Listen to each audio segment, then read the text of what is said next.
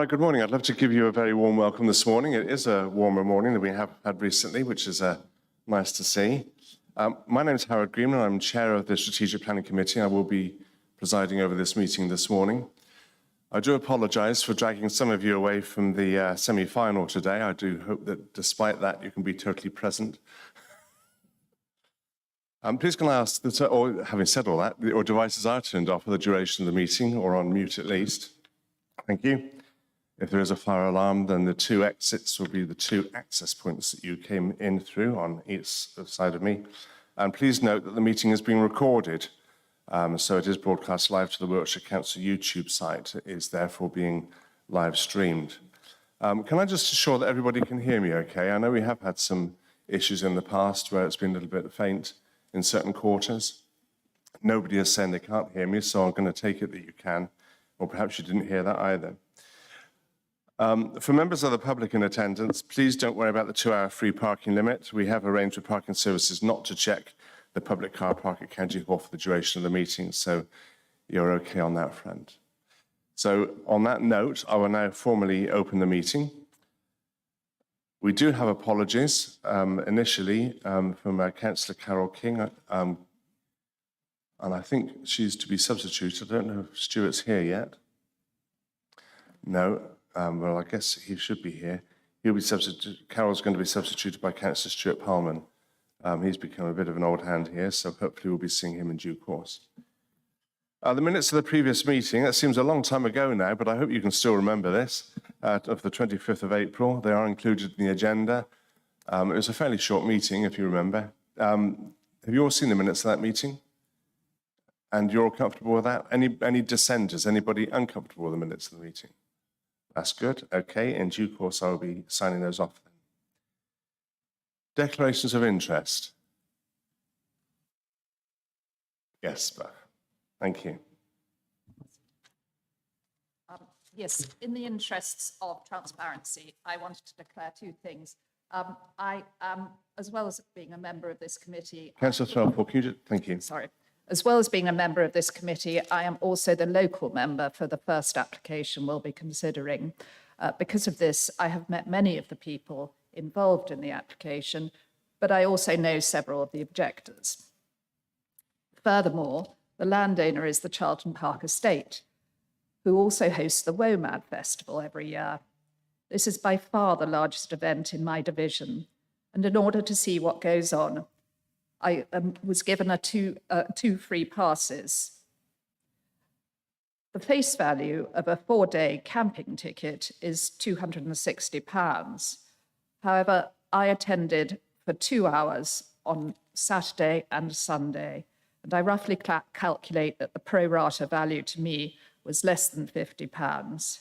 And I have checked with the Legal Services Department, and they're happy that this does not preclude my sitting on the committee. I finally declare that I am approaching this meeting with an open mind, without bias or predetermination, and I will decide on the basis of our debate here. Thank you for that, Councillor Threlfall. I think you did the right thing in declaring that, but the legal advice has been that doesn't compromise your position. So we appreciate that, but I think it's absolutely right that you should declare it and that we should note that. Thank you. There are no chairman's announcements that I'm aware of, so I will go into public participation. For those of you who haven't had the benefit of being with us before, I will just run through our process. The planning officer will, in a few minutes, present their report and explain their recommendation. They may invite comments from other officers if appropriate, and that has happened in the past. It may or may not happen today. And I will then ask members of the committee to indicate if they have any technical questions they wish to ask of the officers. At that point, then, we'll proceed to public participation. Now, we don't have the full complement that we could have had today, but typically up to 3 objectors and 3 supporters are able to speak, register to speak for each item for up to 3 minutes each. Following the public slots for objectors and supporters, there are slots for statutory consultees, where appropriate too. And we will then hear from up to 3 effective parish councillors for up to 4 minutes each.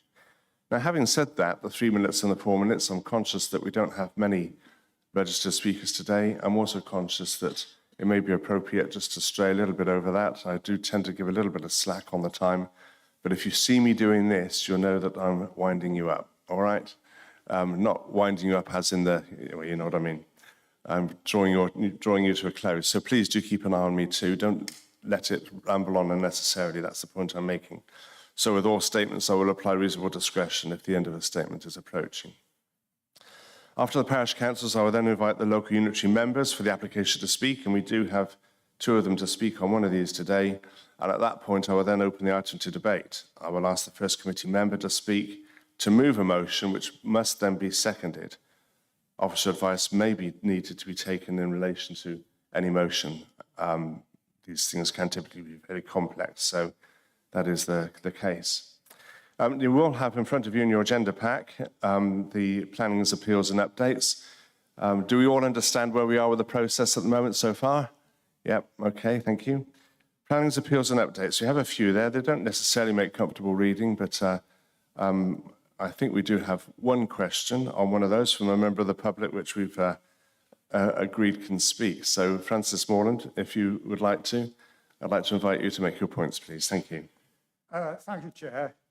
As you know, I have said repeatedly, both privately and publicly, that Wiltshire Council has a 5-year housing land supply, but chooses not to demonstrate it. So I draw your attention to paragraphs 55 and 56 of the Melksham Road Holt appeal decision on your agenda, which shows the latest developments on this issue, and what I believe is a subtle but significant change in Wiltshire Council's position.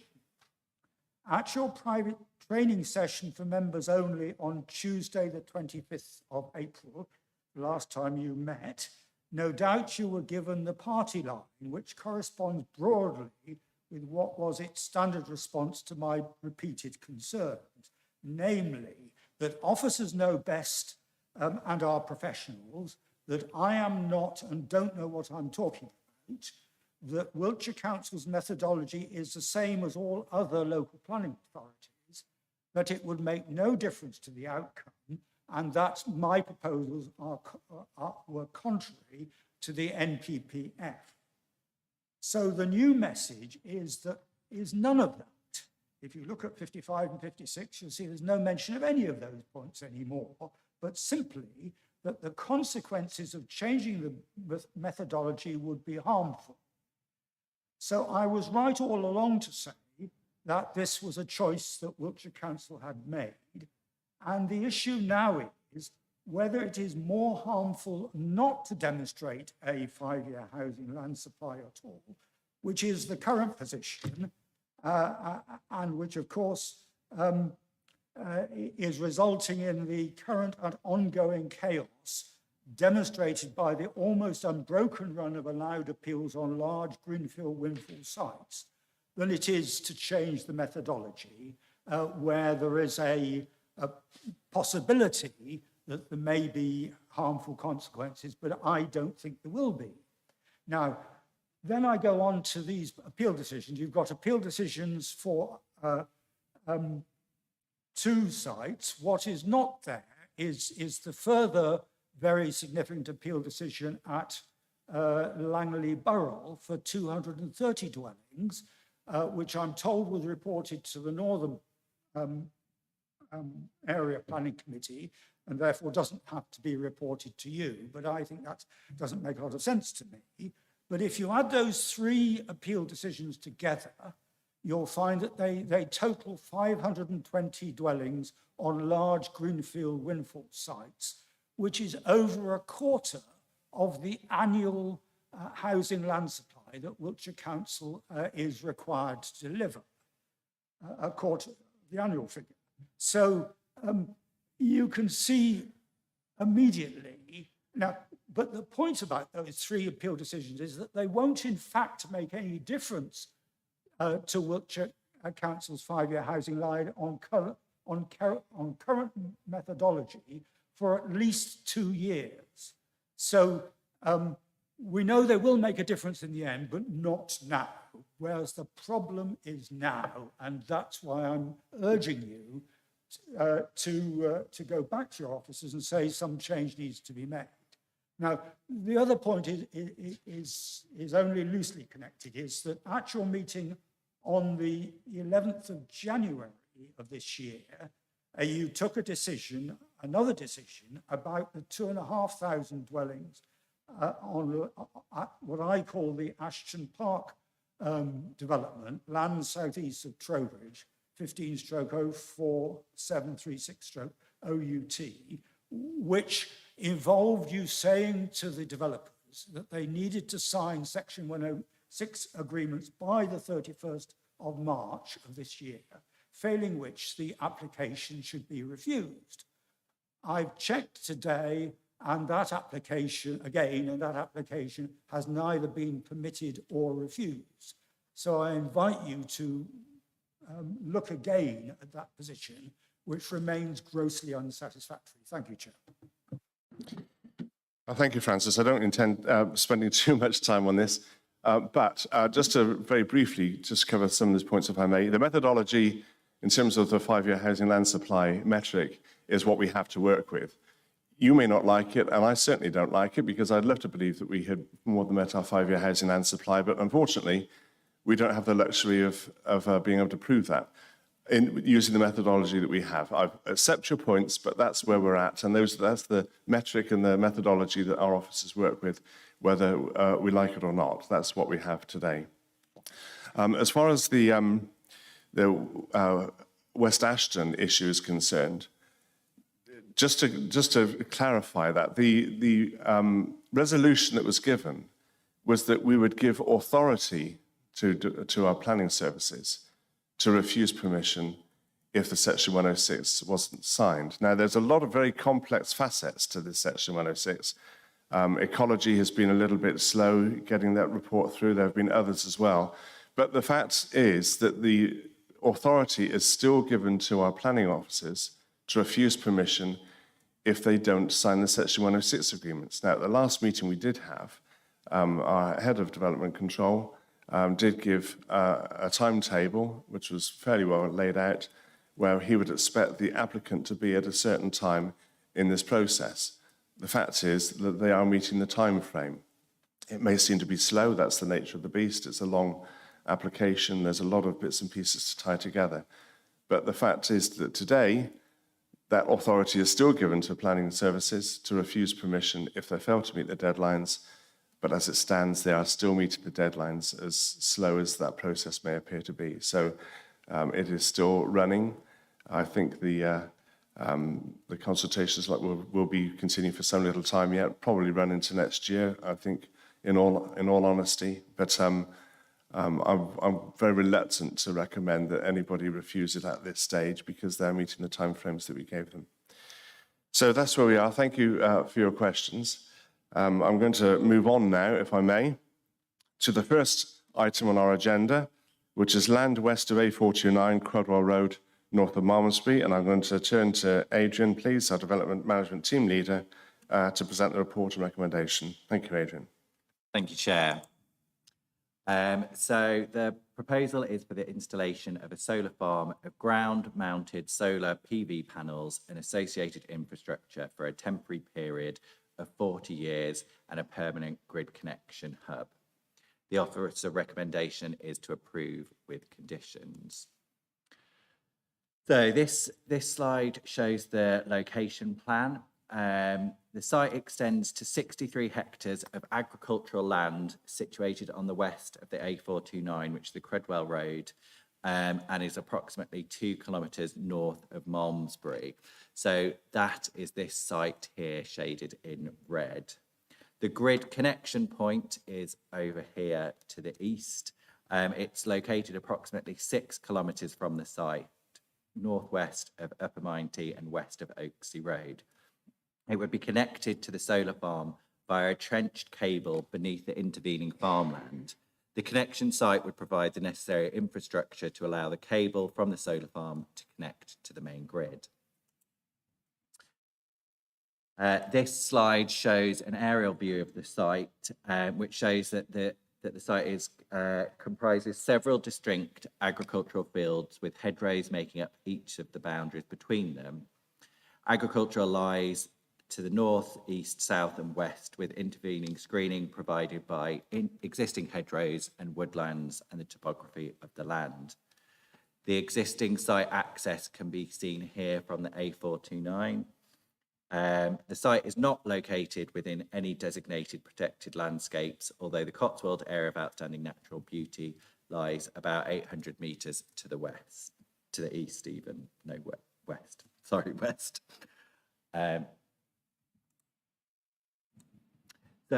So this slide shows the site layout. And again, it shows that the access would be via a new gravel track, which would run along the existing farm track and connect to the existing A429 access. The proposed solar farm would generate sufficient renewable energy to power the equivalent of 15,000 average households, therefore contribute to the national target to generate 32% of overall energy generation from renewable energy. The national and local policy context is to support proposals for renewable energy production, subject to the impacts such as landscape ecology, highways, amenity, and agricultural land. So this is a typical solar panel picture with stock-proof fencing. The solar panels would be fixed facing south at an angle of 180 degrees. The solar panels would have a maximum height of 2.8 metres above ground level and would have an elevation angle of 25 degrees above the horizontal. This is the grid connection layout. At the grid connection site, the proposals include removing an existing pylon and replacing it with 2 new pylons, the installation of 2 15-metre high communication towers, a switch room and servicing buildings, 2.4-metre high palisade security fencing with a 1.2-metre high stock-proof fencing. There will also be containers for storage and a loose gravel access track. And this is just an example, a kind of stock example image of some of that connection infrastructure. So this is the proposed ecological mitigation and enhancement plan. The layout retains the majority of hedges and mature trees and provides buffers along features recognised as value to biodiversity. The enhancement measures include habitat creation and enhancement of grassland. In combination, these would ensure that the site retains the functionality of its habitats for wildlife. The scheme results in a biodiversity net gain in habitat and hedgerow units exceeding the government's 10% net gain targets. The proposal would also introduce green infrastructure and habitat creation, which are considered an ecological enhancement. The Agricultural Land Classification Report states that the site is predominantly grade 3B and 4. This is about 80%, 88% of the area. 10% of the area is grade 3A. The best and most versatile agricultural land is classified in grades 1, 2 and 3A. The area of grade 3A land is relatively small at 6.2 hectares and is surrounded by lower grade land. The grade 3A land falls below the 20% hectares that natural England would potentially be concerned by. The siting of solar panels does not cover every square metre of the land, and it is relevant that the land can still play a part in both agricultural and environmental terms. Animal grazing can still take place across the site below the proposed panels and in the wildlife meadows created elsewhere. There are areas of the site which will remain untouched due to the presence of archaeology, and there are also recognised areas of new landscaping and planting, including those for biodiversity net gain. So the next slide just shows a few context photographs. The first is a view from the footpath to the northwest of Brokenborough, looking northeast towards the main solar farm site. On the left, you have the wooded slopes of the Tetbury and Avon Valley, and on the right you have Cooper's Farm alongside the B4014 road. So where the proposed solar farm is outlined in red there. So the second photo is a view from the local road to the south of Newton House, looking southeast towards the main solar farm site. Again, I'm not sure if you can see that. Yeah, the red outline shows where the solar farm would lie.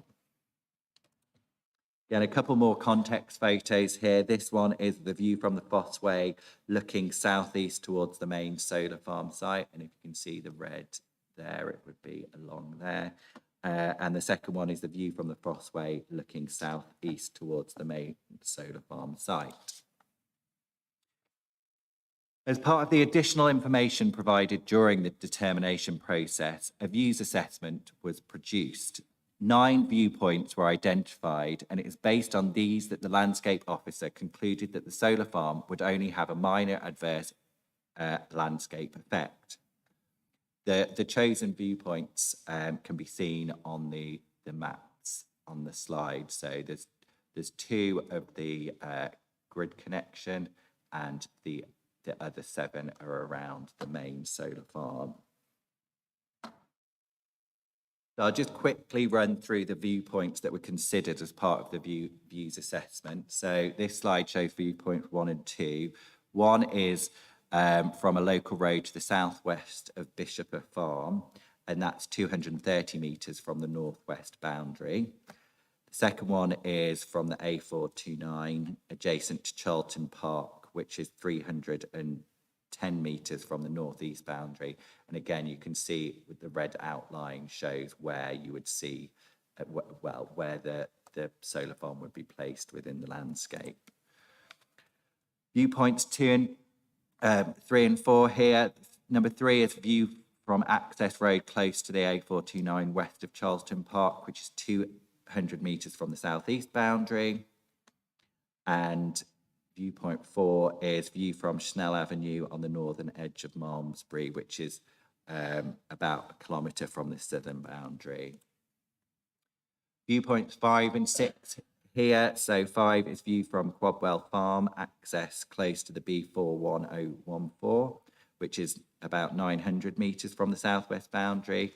And viewpoint 6 is from the footpath close to the Fosse Way, about 3 kilometres from the southwest boundary. Last view here, viewpoint 7 is view from the footpath south of Long Newton, which is almost 2 kilometres from the northwest boundary.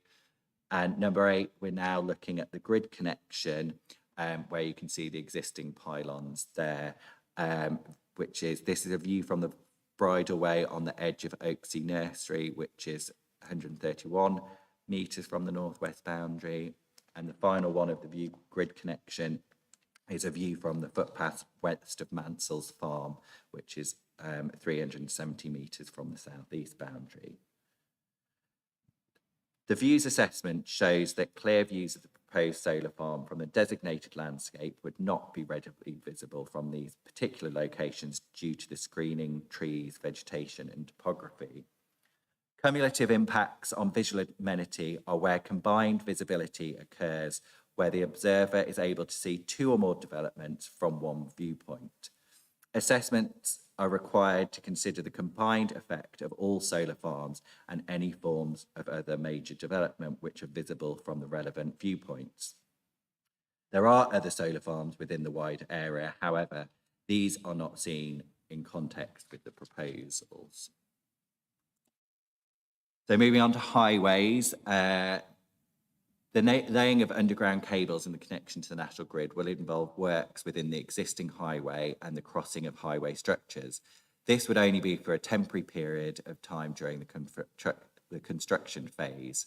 It's proposed that all site traffic would be routed south via the M4 and extended northbound on the A429. The proposed routing of the construction traffic would utilise existing strategic lorry routes on the A429. The construction of the proposed solar farm is stated to be carried out within a period of 4 months. This slide shows the proposed means of access to the main solar farm site. both during construction and for operational stages. This is the existing access of Crudwell Road. The proposed access will allow for visibility space in accordance with highways requirements. It's acknowledged that during the construction period, there could be some conflict between the existing users of the local highways and the proposed construction traffics. However, such disruptions would only be for a relatively short period of time, and there would be measures in place to minimise the degree of impact and inconvenience. It's considered there'd be no detrimental impacts to the highway network or to highway safety in general. It is recognised that the greater impact on amenity of the area would occur during the construction phase, for example, likely through noise and increased traffic impacts. In the long term, the potential impact from glint and glare is considered negligible, requiring no mitigation. Ground-mounted solar panels currently cover 0.1% of all land. With government plans to increase this with its net zero target, it is just 0.3 of the UK land. This is the equivalent to around 0.5% of the land currently used for farming and roughly half of the space taken up by golf courses. The temporary loss of a small amount of best agricultural land is not contrary to policy, and the benefits are considered to outweigh the temporary loss of this agricultural land. As such, the effects on the potential loss of agricultural land affords neutral weight in the planning balance. It's considered that the proposed development can be undertaken without having an adverse impact on protected species or their habitat. The proposed scheme includes the introduction of green infrastructure and habitat creation, and the conclusions reached include ecological enhancement through biodiversity net gain. The proposed development would make significant contribution towards Wiltshire's renewable energy target, and as such, it is considered that the overall benefits associated with the proposal outweigh any limited harm. On balance, it is considered the public, environmental, and economic benefits of the proposal outweigh the limited identified harm, and that the application is recommended to be granted permission subject to conditions. Thank you, Chair. Thank you, Adrian. So on that note, I'm going to invite questions from members, please. We'll start with Ernie. Councillor Clark, please. Thank you. Thanks, Chairman. Just two quick ones. You say about the ground may be used for agricultural purposes, which in the past we've been told is normally grazing of sheep. I've been told that farmers that have used these areas found them unsatisfactory because they can't herd them together. Is that correct? And is there a firm commitment from anybody to use them for that purpose? The second is you mentioned 2 communication masts of 15 metres. I was just wondering what relevance has a communication mast got to a solar farm? I think with the first question, it is possible to graze sheep and under them. This wouldn't be a requirement for the planning application. It is just kind of saying that there is the possibility of that if the farmer so wish to do it. It doesn't completely take it out of all use, but it would ultimately be down to the farmer's operations of whether they thought that was an appropriate place to put their sheep. In regard to the communication towers, I believe that these are quite standard things. I don't know exactly what they're for, but it's not something that was raised as something that is unusual for this sort of development. Councillor Foster, Adrian. Thank you. Thank you, Mr. Chair. There was a couple of things. You mentioned that the solar panels would be 2.8 metres high, and you showed a picture of 3 panels in sequence in height. And I stand to be corrected on this because I haven't looked at the details, but on previous ones we've looked at, there's 4 in that particular picture, they've not been as high as 2.8 metres. They've been at a lower level when we've looked at the one at Derry Hill and the one in Semmington, or near to Semmington. Is there a reason, and I stand to be corrected if I'm wrong, is there a reason why they've elected to go for higher here, because obviously if they were the 2 or the 3 higher, you don't lose and you don't gain any physical volume by putting them higher than that, because they span over a 180-degree angle anyway. So is there a reason why they put them at the higher level? Is it because this is in a more secluded area and not as visible to the public from where it is, whereas the others were? And is there a planning implication in that as well? I have other questions as well. So in terms of the height of them, this is the specification for these specific solar panels, and I think it is a technical engineer that comes up with that. I haven't got any details in front of me here that say exactly, that give exactly why they have to be 2.8, but that is what they're presenting in the information that they've given us. And the 2.8 height won't have an implication on the locals and the local environment because it's that much higher than all the other developments. I mean, it's been the assessment that's been undertaken has been on the height at 2.8. I think what we're looking at here, if you're looking at between kind of 2.4 or 2.8, I don't think would make a massive difference in the long ranging views. Okay. The other thing that you mentioned was that this exceeds the 10% biodiversity, and I remember reading that in the report. I apologise, that was 3 days ago, and I've had 2 other committee meetings in between, and the brain has limited capacity when you get to my age. We, in our local plan that we have coming forward now, and again, I stand being corrected if I've misread that we'll be aiming for 20% biodiversity uplift in any development that we have in the future within Wiltshire. And that is something that we personally as a council can deem, as opposed to national government will deem. But you only mentioned above 10%. You don't, and then I didn't see in the report any specific figure as to what it would be. Could you verify that it will meet our local plan requirement, or are they trying to get this application in before our local plan does occur, and they would have to increase it to 20%?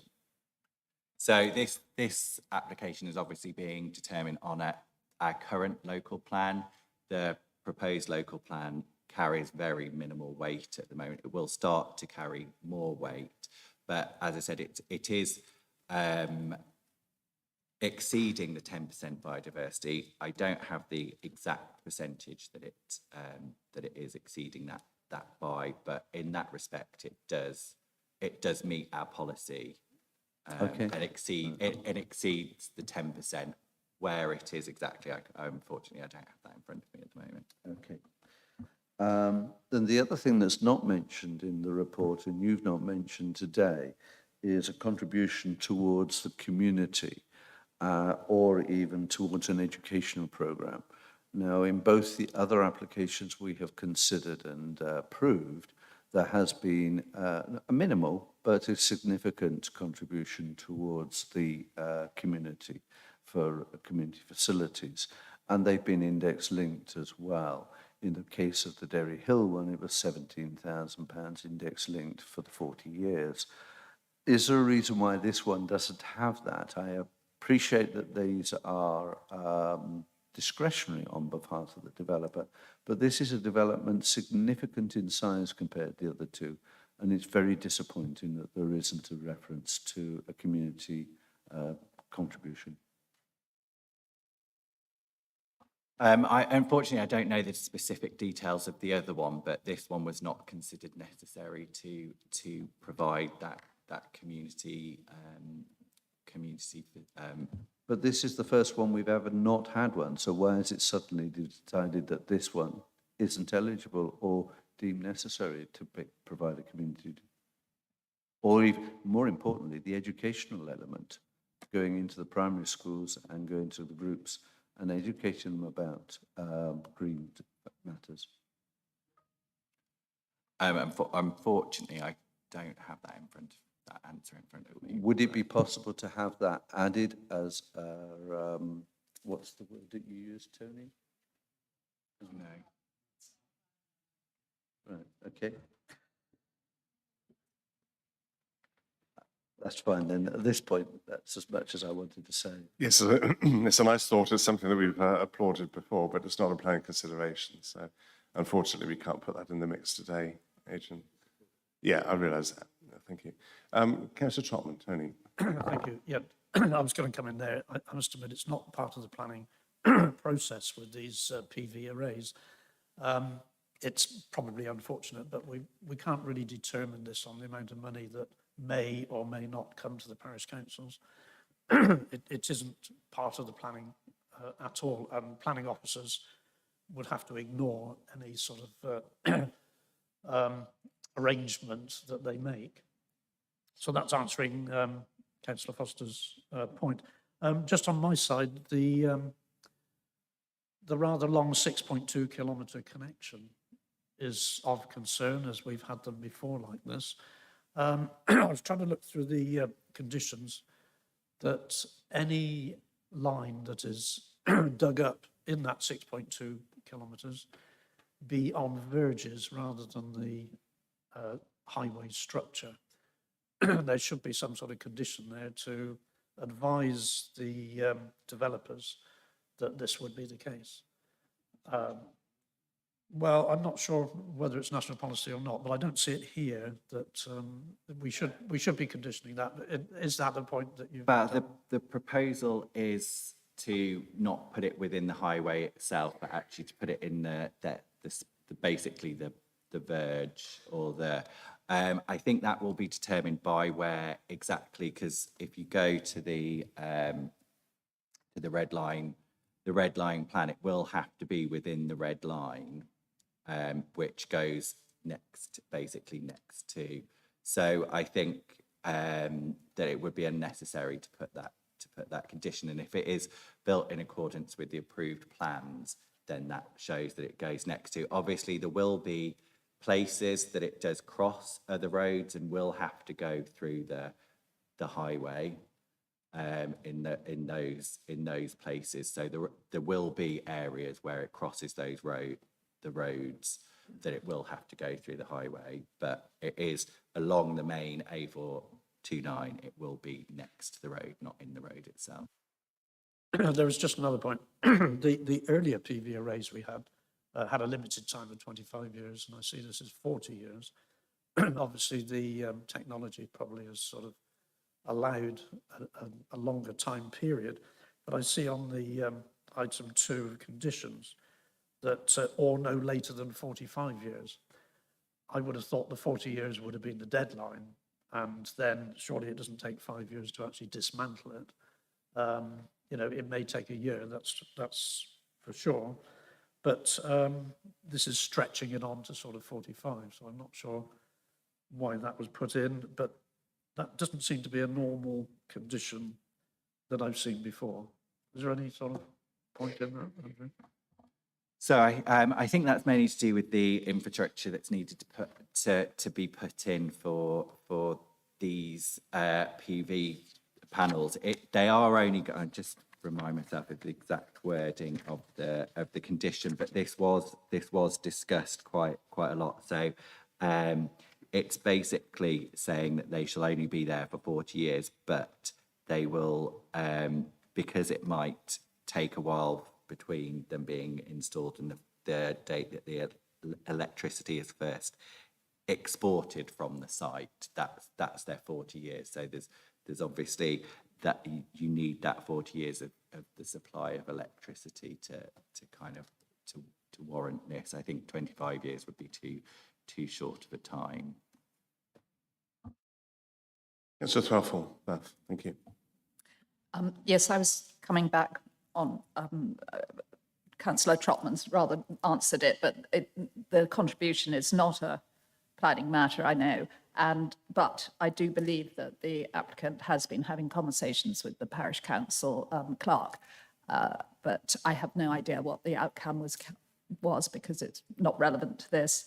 And I think the other point was that I thought that 40 years was pretty standard nowadays for our solar farms. Yeah, I think they are. Thank you. Councillor Ridout, Pip. Thank you. Can you just clarify something for me? I've read it all through. There are 2 existing pylons at the site. At the grid connection, you're going to replace the one with 2. Do the other 2 still stay? If you're going to cable the electricity generated underneath to the new connection site, which is 6.1 kilometres away, is it necessary still to have the 2 pylons, which to my mind are quite ugly, in the actual site itself? Is that part of something else where electricity is flowing in? It would seem to me we're doing it twice. We're sending it up to the pylons and we're doing it underground to the connection site. Is that my understanding, or am I wrong? So they are removing one of the existing pylons and replacing it with 2. That is correct. So as far as this viewpoint, well, there would be 3 as far as I am aware. I would think that they are necessary, and that it isn't possible to do it with any less. But I'm not an expert. Don't quite understand that. If they're removing one, then that can't be necessary at the actual site, and they're putting that one at the other site. What is the purpose of the single one left remaining? I mean, I'm not a technician, so excuse my ignorance, but it just seems illogical to me that we're generating the electricity, sending it underground, and yes, I accept there's got to be some means of capturing it at the grid site. I just don't see the necessity for a pylon in the middle of the site. That's all right. It's just a small point. Thank you, Councillor Ridout. I would just make the point that the MPPF makes it very clear that the applicant does not need to demonstrate proven need. So that the onus is not on the applicant to either prove or disprove the need for electricity generation, or in this case, for what is existing infrastructure either. That's not a consideration for us. It's not accommodated for within the MPPF, unfortunately. I do understand that, Chair. It's just that I understand just your wonder bewilderment. whether it's a redundant pylon, really. Yeah, I think that probably falls within that particular MPPF Yes. guideline. So whether I I just understand your bewilderment. just thought I'd ask. Yeah, okay. Adrian, I thought I saw your hand sort of flick up again. Yes, if nobody else has, there was one thing I missed out, which is just an explanation or an understanding from our point of view. Am I correct in believing that this is an application for the solar panel farm and for the cable connection to it? If so, that makes it different to the 2 previous applications we've had, which was the Derry Hill one and Semmington one, where they only applied for the solar panel farm and a separate application would be made for the cabling. Is there a reason behind that? I think the reasoning behind that is to say that that we get it all in one go, really. So this is the solar farm and the connection grid is necessary to be considered together, because one is necessary with the other. So, But surely that must be true of the 2 previous applications. well, we've considered. I don't know the details of the other ones and whether they could be done separately, or whether they thought that it was easier to deal with one issue and then the other.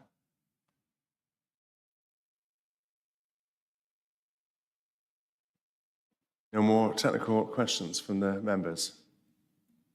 No, okay. Well, thank you for that. I guess there's going to be a few more issues that will be teased out, no doubt, throughout debate. We don't have anybody speaking against this, but we do have 2 speaking in support. Peter Grubb and Robin Aird. Can I ask you, please, Peter, to speak first? I do apologise that you were waving earlier and I didn't let you speak. I was trying to follow a set process, but you did pick up the questions that were raised. So if you want to weave those into your submission, then please do. Yeah, thank you, I will. Thank you, Peter. Thank you very much. I'm Peter Grubb. I'm a chartered member of the Royal Town Planning Institute, the agent for this application, and an experienced expert witness specialising in renewable energy development. Wiltshire has a proud farming tradition going back thousands of years. Around 72% of the county is currently farmed. However, agriculture is one of the UK's sectors expected to be most severely impacted by climate change, with yields projected to halve within 2 generations. The threat to farming comes from increases in extreme weather, including heat waves, droughts, wildfires, flash flooding, and climate volatility. Conditions for growing crops are worsening, and habitable regions for pests are expanding.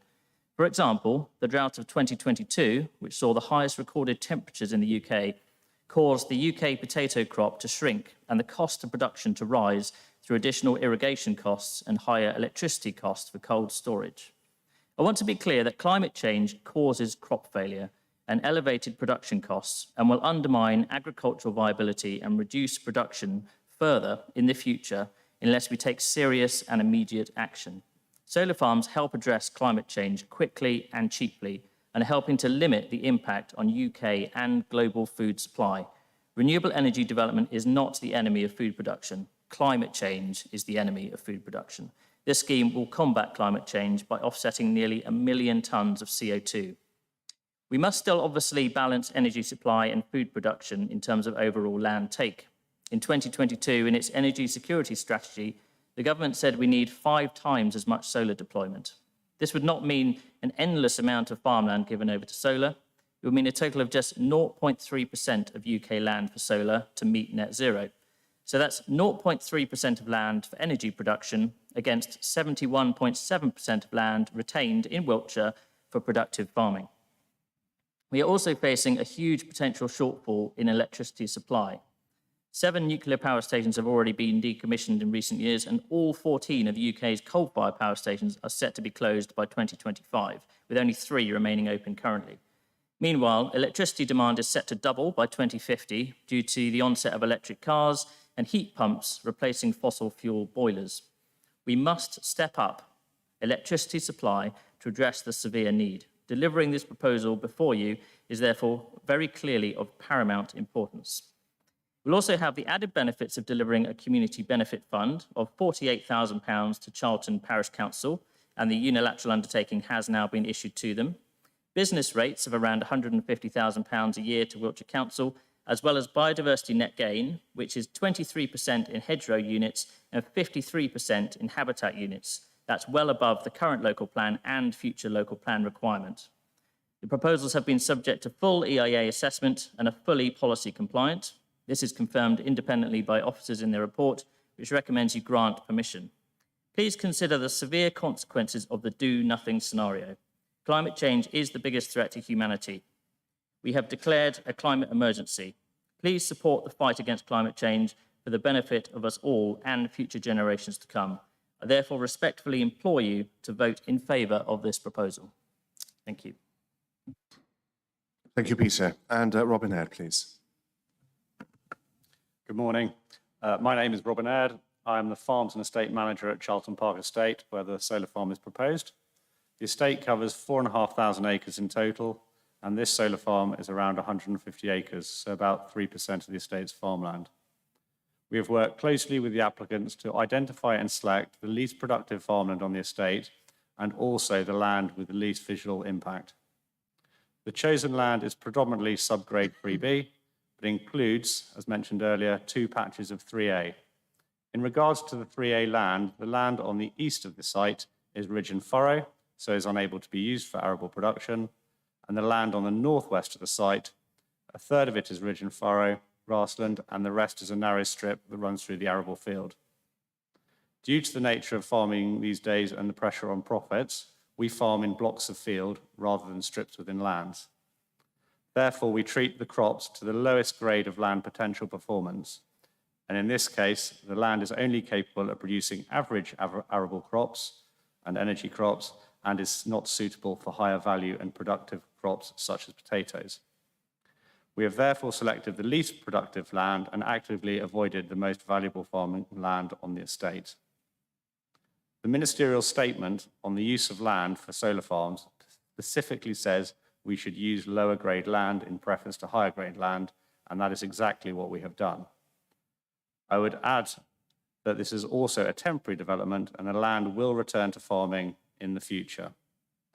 In the meantime, the solar farm will be welcomed as another great way of diversifying the estate alongside the events, the anaerobic digester, which utilizes a lot of local waste, food waste, and activities that we run and help to contribute to invest in environmental stewardship and carbon neutrality across the estate.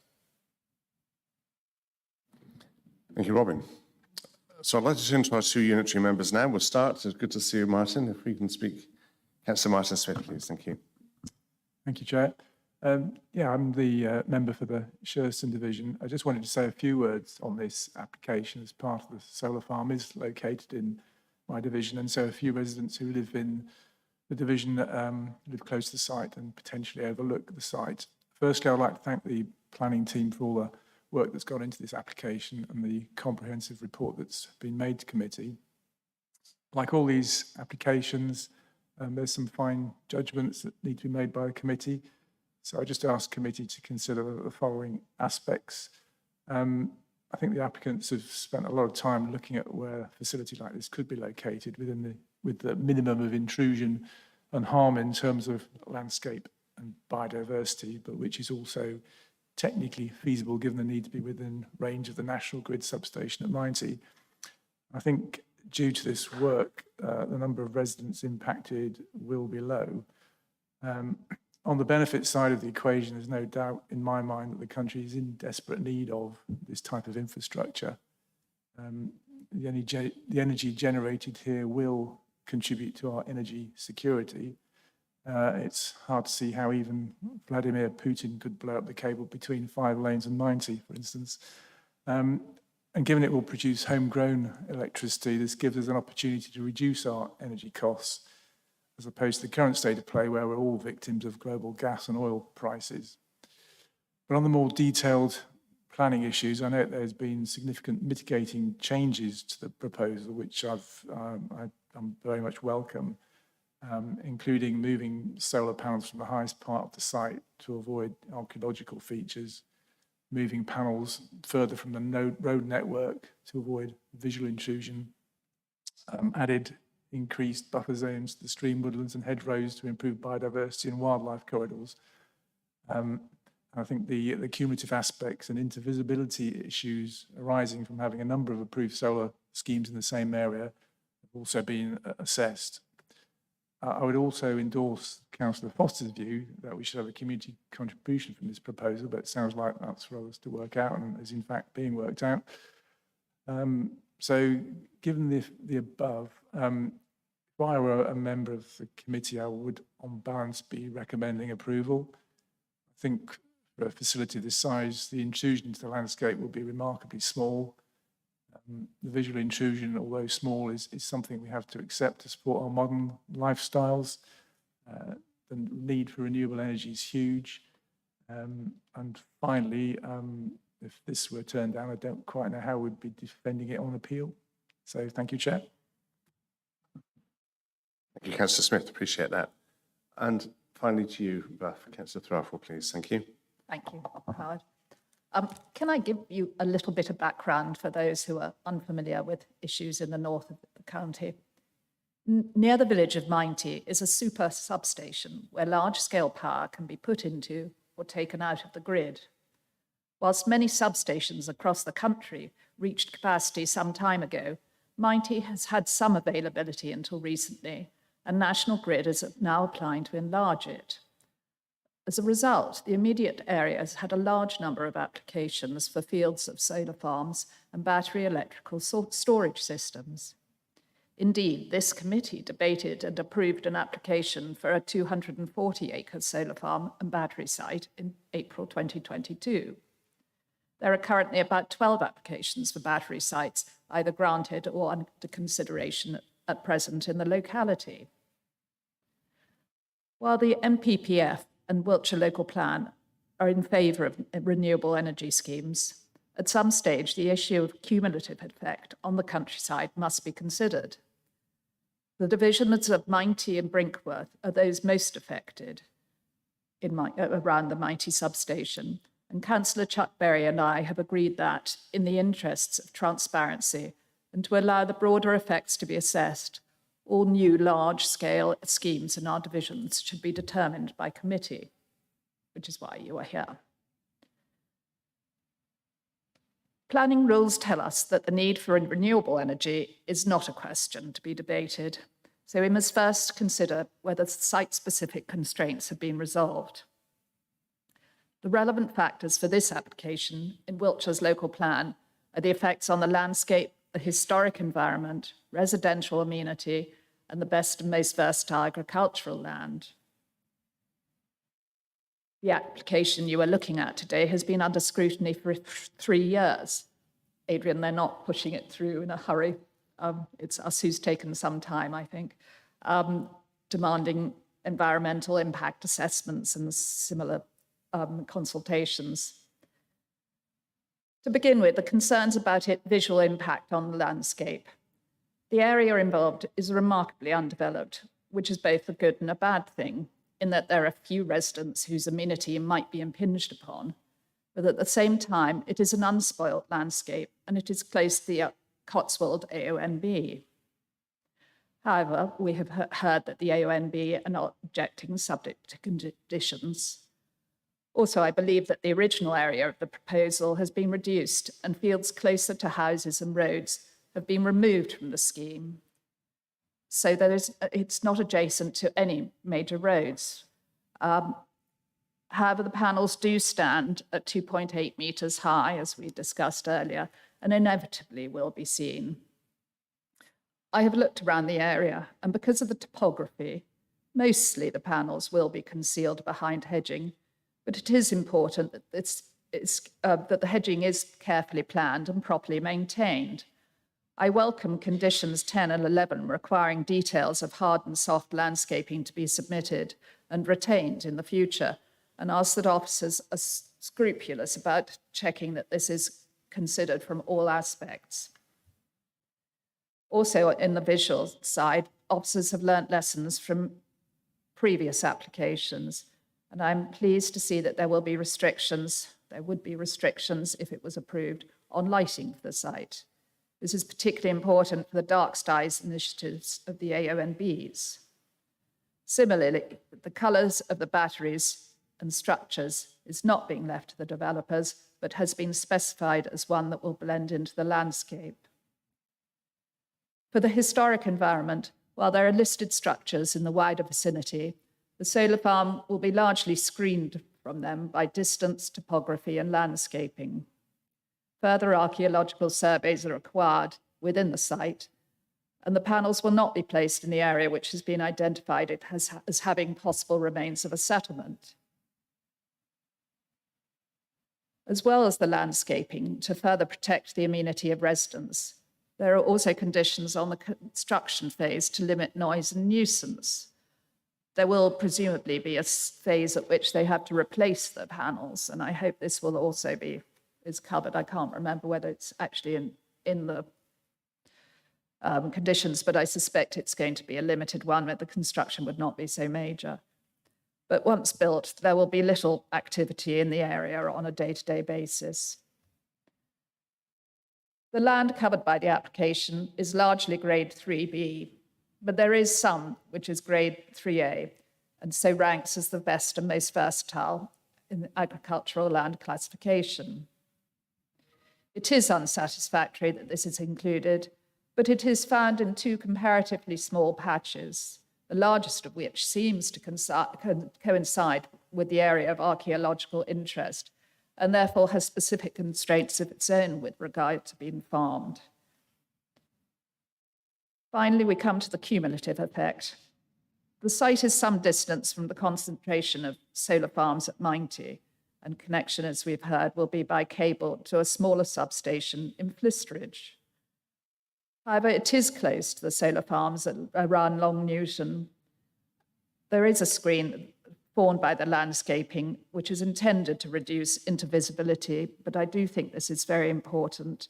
We don't want our landscape to look like a massive solar farms from any aspect. Finally, as the planning officer's excellent and thorough report concedes, and I do appreciate, Adrian, that you were not the one who reviewed this application, and so you've been doing a great job handling the questions that we've had. The officer conceded that this is not without harm, but in his opinion, balances on the benefit side of the scales. I look forward to hearing what the committee considers on this. Thank you. Thank you, Councillor Threlfall. So having heard all the submissions, I'm now going to invite a committee member to come to me with a proposal, please. Councillor Foster. I'm happy to recommend that we proceed with this application as presented by the officer. I think all the questions I have been answered by other councillors and the representations from the public. As in the past, we appreciate that this will have an impact on when it's being constructed. You know, as Sarah said rightly in the application for Semmington, it's 6 months paying for 40 years of gain. And fortunately, in this particular incident, as Elizabeth has very kindly pointed out, it affects very few residents because of its location. And also, I think Charlton Park have put a great deal of effort into getting this right. And that's much appreciated by me as a member from my agricultural background. And also in consistency with our applications and decisions we've made in the past. I believe, as I've mentioned before, we need to be consistent in our approach. It would be inconsistent for us not to go ahead with this, so therefore I would recommend we proceed exactly as the officers recommend. And do you have a seconder? Thank you. I think you just got in first, Councillor Shepherd. Thank you very much. Yes, I would definitely wish to support this application. I think it's well conceived, well thought out, well presented. I think it's going to have a minimum amount of impact, and as the applicant stated, that the best land's actually under ridge and furrow, which can't actually be used for modern agriculture anyway. So I think that it actually complies exceptionally well with how we like to see our energy produced in the future. We are going to have a huge deficit in energy production if we don't move now. So I'm very pleased that this has come forward. I hope that the voltage drop is not huge, but I imagine it'll be DC anyway, which would limit that. And I don't think that's probably a planning concern anyway. But I'm very happy to support this application. Thank you, Councillor Shepherd. Well, I've got my own thoughts I want to just throw into the mix of this, because this is the 5th application we've had since the 6th of April last year, as has sort of been pointed out already. So we're having a few of these. I suspect we will have at least another one before the year is out. I know of 2 in the offing already. And of course, as I've mused before, I have my concerns over these, not least because of agricultural production. And I regard as perhaps sheep grazing underneath them as being a little bit of a misnomer. I recognise, of course, that I think even new scientists say that the grazing land is probably better. It's probably better for the sheep. But of course, as we only know too well, the grain production is, or the grain supply in the world has been heavily impacted by the issue in Ukraine. So we do need to be growing our own more. 40% of our food production, of course, is imported. And we can't be harvesting land if we've got panels on them. So that's one side of the argument. But I'm also very conscious of the fact that we have a huge need for sustainable energy. And the war in Ukraine has brought that into sharp focus too. I don't know what future there is for electric vehicles. I've got a hybrid myself, but I note that Italy, Portugal, Bulgaria, Slovakia, and there's another country as well I can't really think of, are already trying to push back their 2030 deadline for not selling petrol and diesel vehicles back to 2035. And other EU countries are trying to do the same, even against the EU directive. And Switzerland, of course, not EU, but they're considering banning electric vehicles in many instances, and it's all because of capacity issues. And you can only wonder how long it is before we have the capacity issue in this country too. So I do recognise there's that very real need in the country here. And although we've had 5 applications now within the last sort of 14, 15 months, I think we've got to look at this one favourably too. I did raise my concerns at our briefing on Monday, and I was interested to learn of this. And I will just read this out if I may.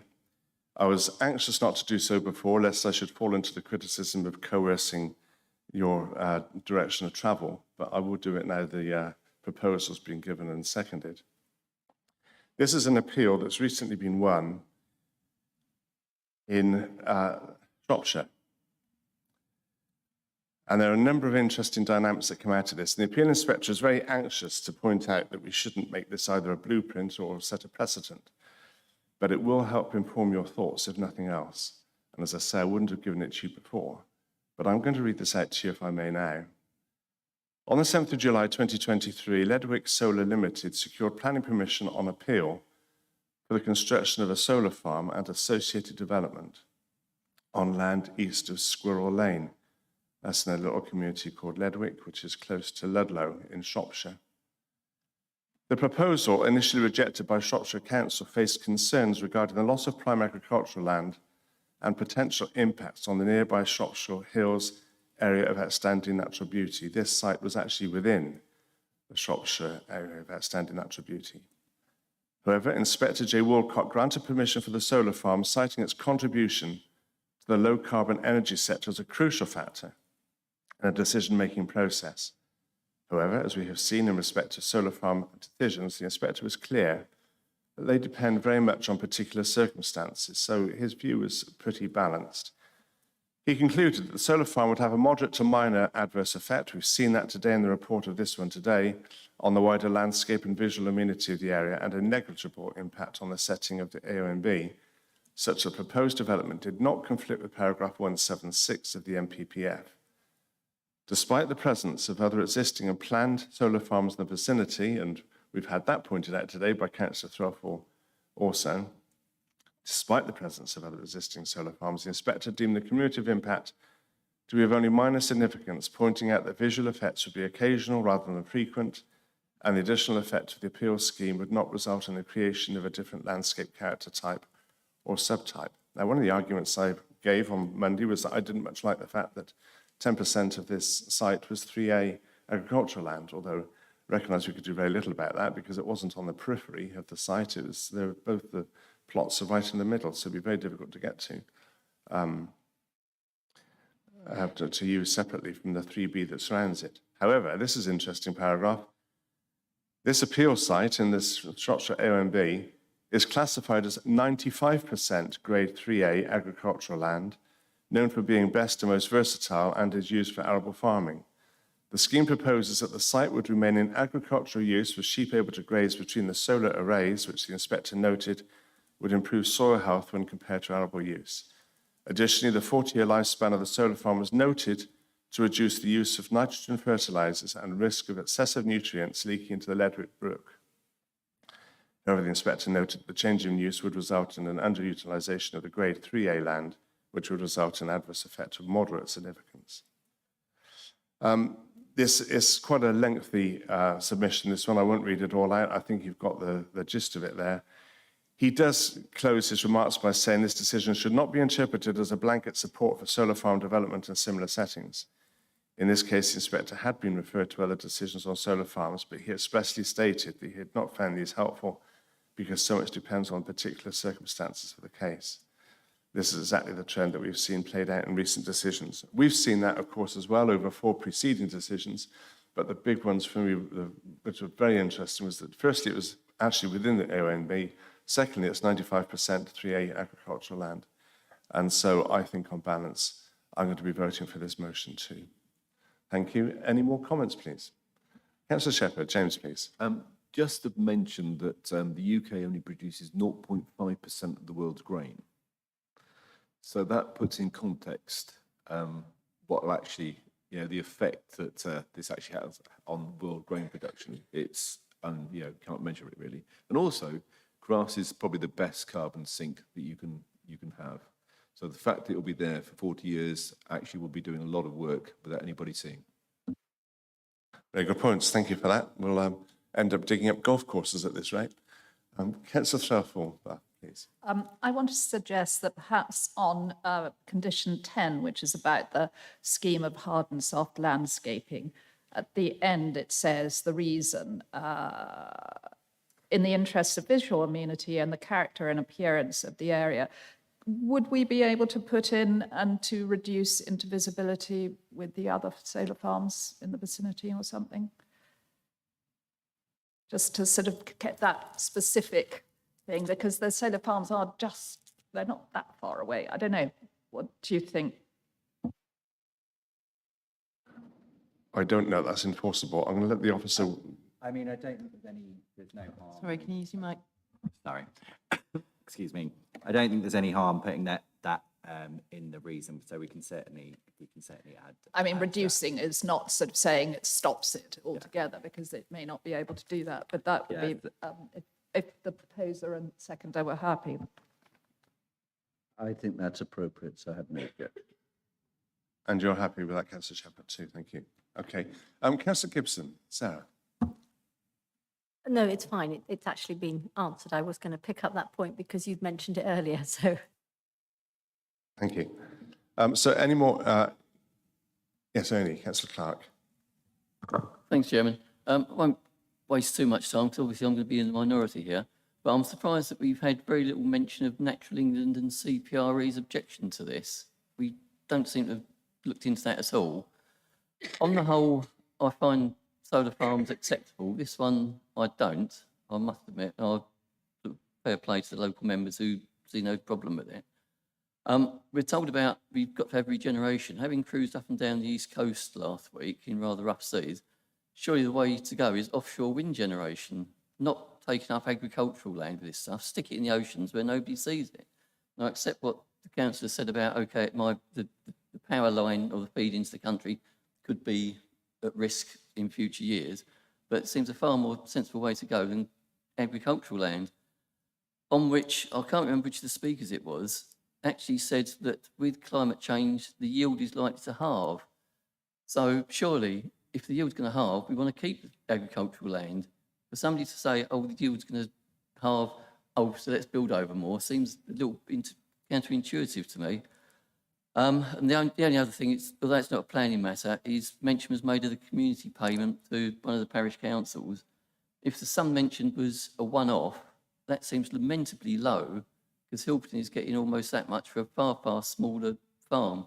If it's an annual sum, well, I'm sure the parish council would be a lot happier. But as I say, Chairman, I realise I'm going to be in a minority, but I think the views of Natural England and CPRE have been sort of overlooked somewhat by the case officer, with respect, and by this committee too. Thanks, Chairman. If I could just on the Natural England, so the Natural England objection was that there was no views assessment submitted with the application. Views assessment was then submitted and it was reconsulted on, and we had no further objection from Natural England. So their objection was that the views hadn't been considered, and then a views assessment was provided. They didn't comment on it again, but the Cotswold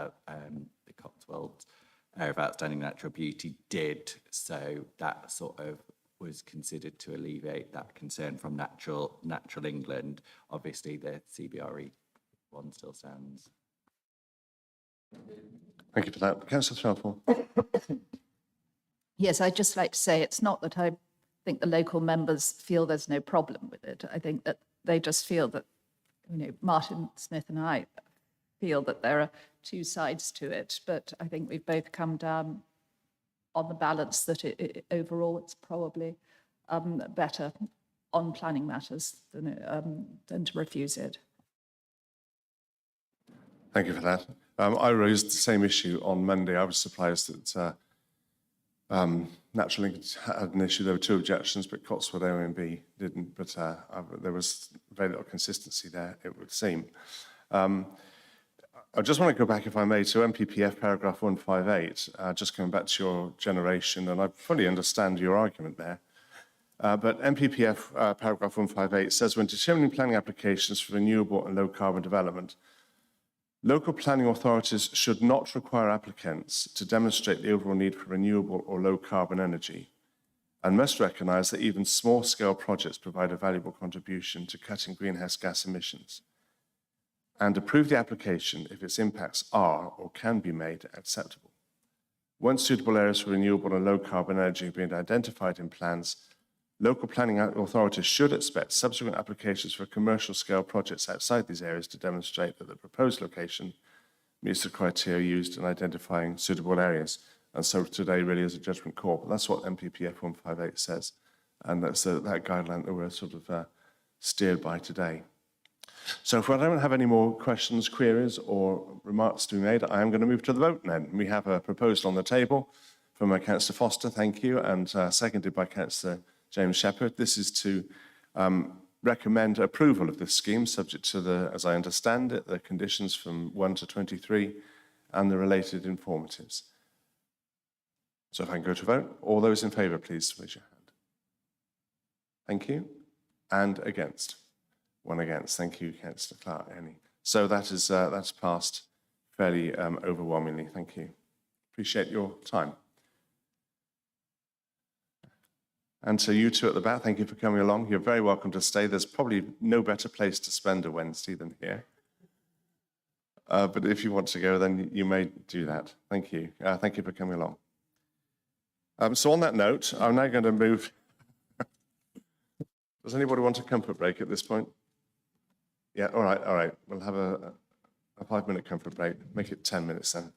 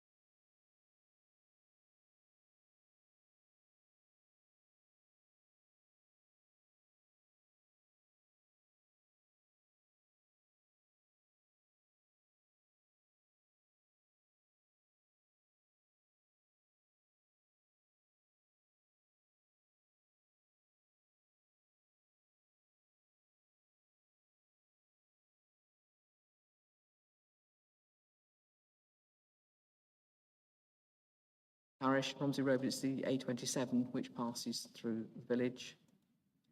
The site, as you can see from this slide, lies outside of the settlement boundary, but right on the edge of the settlement. So therefore, this is an application before you, which is contrary to your current development strategy that is outside the settlement boundary as defined by CP 1, 2 and CP 23, which is the local designation as a White Parish is a large village. However, you are all aware, it's been discussed again this morning, we have a 5-year land supply deficit, which is a significant material consideration in the determination of any application. You have your briefing note that you have been working to, which basically says if there are no other significant matters wrong with an application other than it's outside the settlement boundary and it can to deliver the quantum of housing that is suitable within that location, then permission can be granted. And this application is presented to you on that basis. So the proposal, you say, is for up to 25 units. Press the right buttons. This is an aerial photograph of the site. It is a field on the edge of the village. You have housing in this direction. These two properties face onto... Right, this doesn't work, does it? There are two properties on the sort of northwestern boundary that face looking into the site. You have a row of 4 cottages adjacent to the number 6, which have got significant planting and screening behind them. And then to the north, on the other side of the Romsey Road, there is a more modern 1970s housing development called Manor Court. The photographs on the next slide show the site as a relatively flat field. It slopes gently away from the highway. There is a power line that crosses it, but it's a low voltage power line, and that is something the applicants will have to sort out if the development goes ahead. There are existing hedgerows around the site and some planting within the site, which look like remnant hedgerows themselves. The application proposes to reinforce those hedgerows to a significant degree and will improve the biodiversity of the site. The access, this is Romsey Road coming out of White Parish, heading towards Romsey. The access is roughly where that blue arrow is going to be, and you can see generally that the height of the land of the application site is slightly higher than the highway. A lot of that hedging will remain. The access will take some of it out with a new visibility display, but there is proposal to put a new footway along the rear of some of that hedging to keep that sort of rural approach to the settlement. And this is the site approaching from the Romsey direction itself, heading into the village, where you have got the existing, I think they're all farm cottages on your left-hand side, and then the very suburban access to the more recent development on your right. So approaching the village in this location, you get the feeling that you have hit a settlement, and then you've got a gap where this application site is, and then you get the remainder of the development. So it is not wholly on the edge of the settlement, it is contained by existing properties. And this slide shows the growth of the village over time. It's provided by the applicants, but it's quite useful to show that the site, its core is around the shop, the church, the school, and the sort of crossroads in the middle of the village, which would you expect, and then it's grown in a very linear fashion over the years along Common Road to the south, and then Romsey Road to the sort of the east and the west. So this scheme will not be out of character with the rest of the village. This is a plan showing the site assessment, and the sort of wiggly arrow through the middle of the site shows the lie of the land and the direction of the fall of the land, and the green edges are the existing trees within the site and existing hedging within the site. You will see there's a dotted line on the sort of going diagonally to the north of the site. That is actually a public footpath, the right of way. It is not included within the application site. It's not affected by the application site. And there's a proposal to link a footpath from this scheme into it to give access into the rest of the village, as there's quite a good footpath system throughout the village which leads access to the school and the church and various other parts of the settlement. This is the illustrative master plan that has been submitted. Remember, the application is in outline with all matters reserved other than access, and the access is shown with a red arrow. But the development is proposed to not project further south than the existing building line, and actually having a roadway to form the hard edge of the development, as opposed to the back of fences and backs of gardens, which over time can look a bit untidy. So with houses facing that way and facing over an area of open space, could give a quite pleasant edge to this settlement when viewed from the public footpath. This plan gives an indication of the accommodation mix. We'll get to the parish council comments and some of the other comments from residents in a moment. But this shows that I think about 60% of the site will be 2 and 3 bedroom units, some 1 bedroom units, which will be housing, affordable housing, and some 4 bed. So the requirement to find a family housing and to provide a better mix that meets the council's policy requirement is actually being accommodated as part of this development. This slide shows the access into the site and the area green, and shows the retention of some of that area of hedgerow along that road frontage, which helps soften the scheme, and with the footpath going to the rear of it.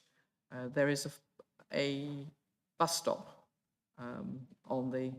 adjacent to the Meadow Close development at the moment, and this application shows a bus stop position on both sides, on the south side of the road as well as the north, with a pedestrian crossing point. It's not a zebra crossing, but it's tactile, lower paving and tactile paving crossing point by the bus stop, and also on the northern side of the site, because the footpath into the village is on the north side of Romsey Road only. There isn't a public footpath on the south side of Romsey Road in the vicinity of this site. I think that's all of them, but if we go back to, we go back to that one, that's quite helpful. So this application is before you, as it is contrary to your policy in terms of development outside the settlement boundary.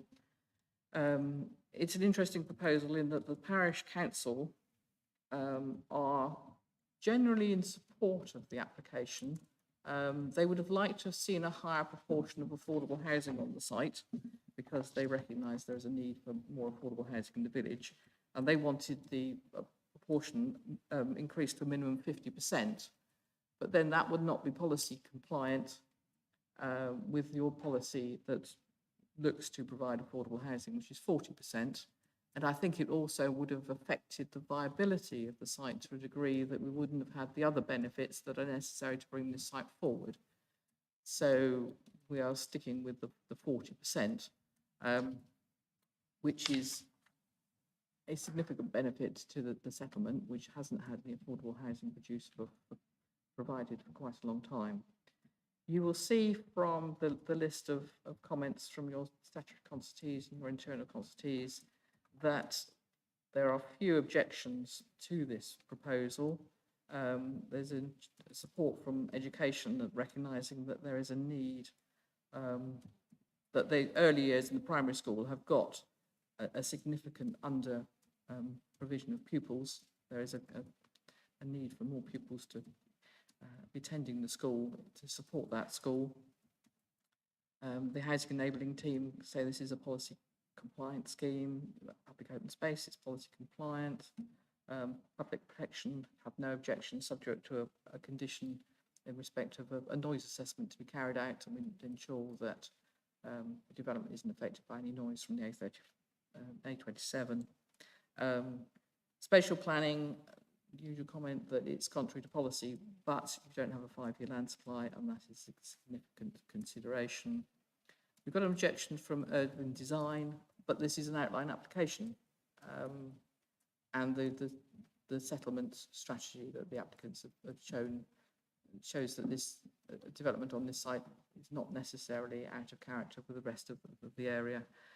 You've got no objection from drainage point of view from either Wessex Water for provision of foul drainage or your drainage team in relation to the site-specific flood risk assessment that's been carried out on the site. So turning to the main sort of issues here, there are issues raised by local residents on highway safety, on speed of traffic in the area, on the fact that there isn't a footpath, etc. This is a 30-mile-an-hour zone, traffic zone. It's close to the boundary of a 40-mile-an-hour traffic zone, and this Mr. Transport assessment assesses that implication, and your highway officers have looked at that supported traffic statement and are happy with the proposal, subject to conditions which are added to the recommendation. So there is no highway objection to the scheme.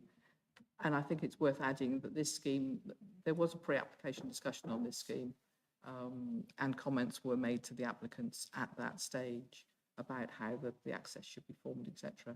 And those have been taken on board by the applicant. So this is one where we've been working with the applicant through the pre-app stage, which is what we encourage applicants to do, so that we could iron out as many of the objections as possible, other than the fact it's outside the settlement boundary. One of the issues that's held this application up for a little while is drainage. In the council's strategic flood risk assessment dated 2019, the site is identified as having potential high risk for groundwater,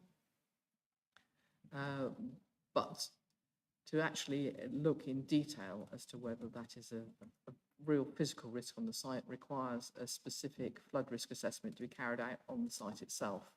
Now, that detailed flood risk assessment has been carried out. Again, it was one thing that was flagged up at the pre-app stage, and your drainage engineers are satisfied that the mitigation proposed in terms of SUDS and the fact that the site does slope away from the highway, so there is an opportunity within the open space area to provide a good drainage strategy, means that there should be no risk of flooding from this site. The layout and the housing mix, shown in the slide on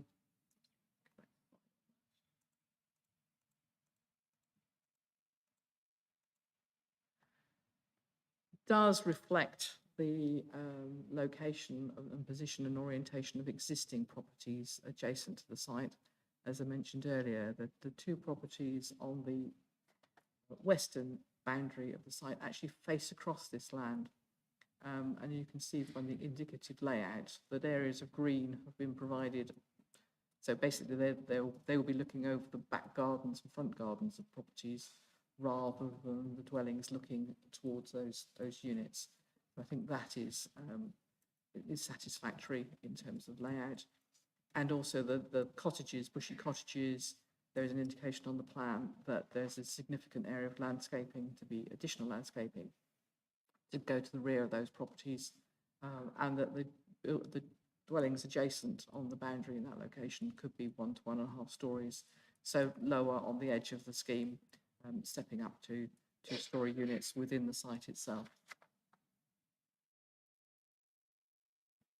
The site also requires, as you're aware from other applications, to meet the ecological requirements in terms of biodiversity and biodiversity net gain. The applicants have put together a scheme that your ecologists are happy with. The site also lies within the zone of influence of the New Forest protected area, and as this will be a SIL compliant scheme, payments from SIL will be used to mitigate the harm on the New Forest. The site's also within the designated Mottisfont VAT buffer area. So there's a condition proposed that relating to lighting to make sure that the lighting on the site is to the minimum to protect the foraging areas of bats in this area. And the site also lies in the River Test catchment area, so is affected by the nitrate neutrality issue. And the applicants are able to enter into the council's mitigation scheme via a contribution towards the mitigation of the impact of nitrates in the area.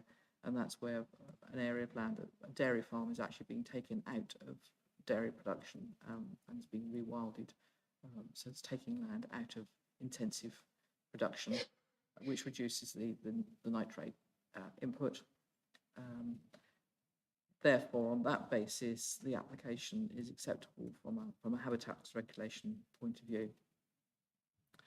And you will see from your section in the report that this application is subject to quite an extensive Section 106 agreement to secure the provision of on-site affordable housing at 40%, a contribution towards nitrate mitigation, contribution towards secondary school places at Trafalgar School in Downton, which is the catchment for this site, provision for play spaces, and contribution towards provision of waste and recycling containers, and the usual costs of drafting the agreement.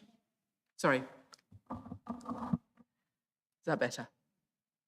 So yes, sorry, there is the usual legal agreement which was set out in detail on the report, what the heads of terms requires in terms of this application. So we then therefore turn to the tilted balance, as this site is technically contrary to policy, but we don't have a 5-year land supply. And the appeal that was referred to by Councillor earlier in the village of Holt, which is a fairly recent appeal, the inspector there says the council's position of 4.59 years of housing land supply cannot be termed as a moderate shortfall. He considers it to be significant and so that is a significant issue that we need to take on board. He also recognises that we're bringing forward the revised local plan and hope to get it adopted by the end of next year, though he accepts that such timetables have a habit of slipping and the adoption date could be further in the future. And he then goes on to comment on if housing land supply cannot be achieved within defined settlement boundaries, then, as the briefing note implies, housing may need to be accepted contrary to the development plan on sites outside of those boundaries where there are no other major policy obstacles to the decision. Such instances may well mean the development occurs on a field with a consequent effect on landscape. It's also fair to assume there is an acceptance that, in such a situation, the new housing would often be more distant from services than the housing within the settlement. That was on a scheme of 90 dwellings on a large village. This is a smaller scale proposal of 25 on the edge of a large village, where your policies normally say up to 10 is acceptable. I think we've had quite a few appeal decisions where the inspectorate have said, well, 10 is a bit too small, and up to 90 could be considered acceptable. So on the basis this is 25, it is related well to the settlement, does provide, in terms of infrastructure, the 40% affordable housing, which this is needed in the location where there is significant support from the local school for family housing and the parish council's tacit support for development if it provides significant affordable housing. And there are no other significant objections to the application.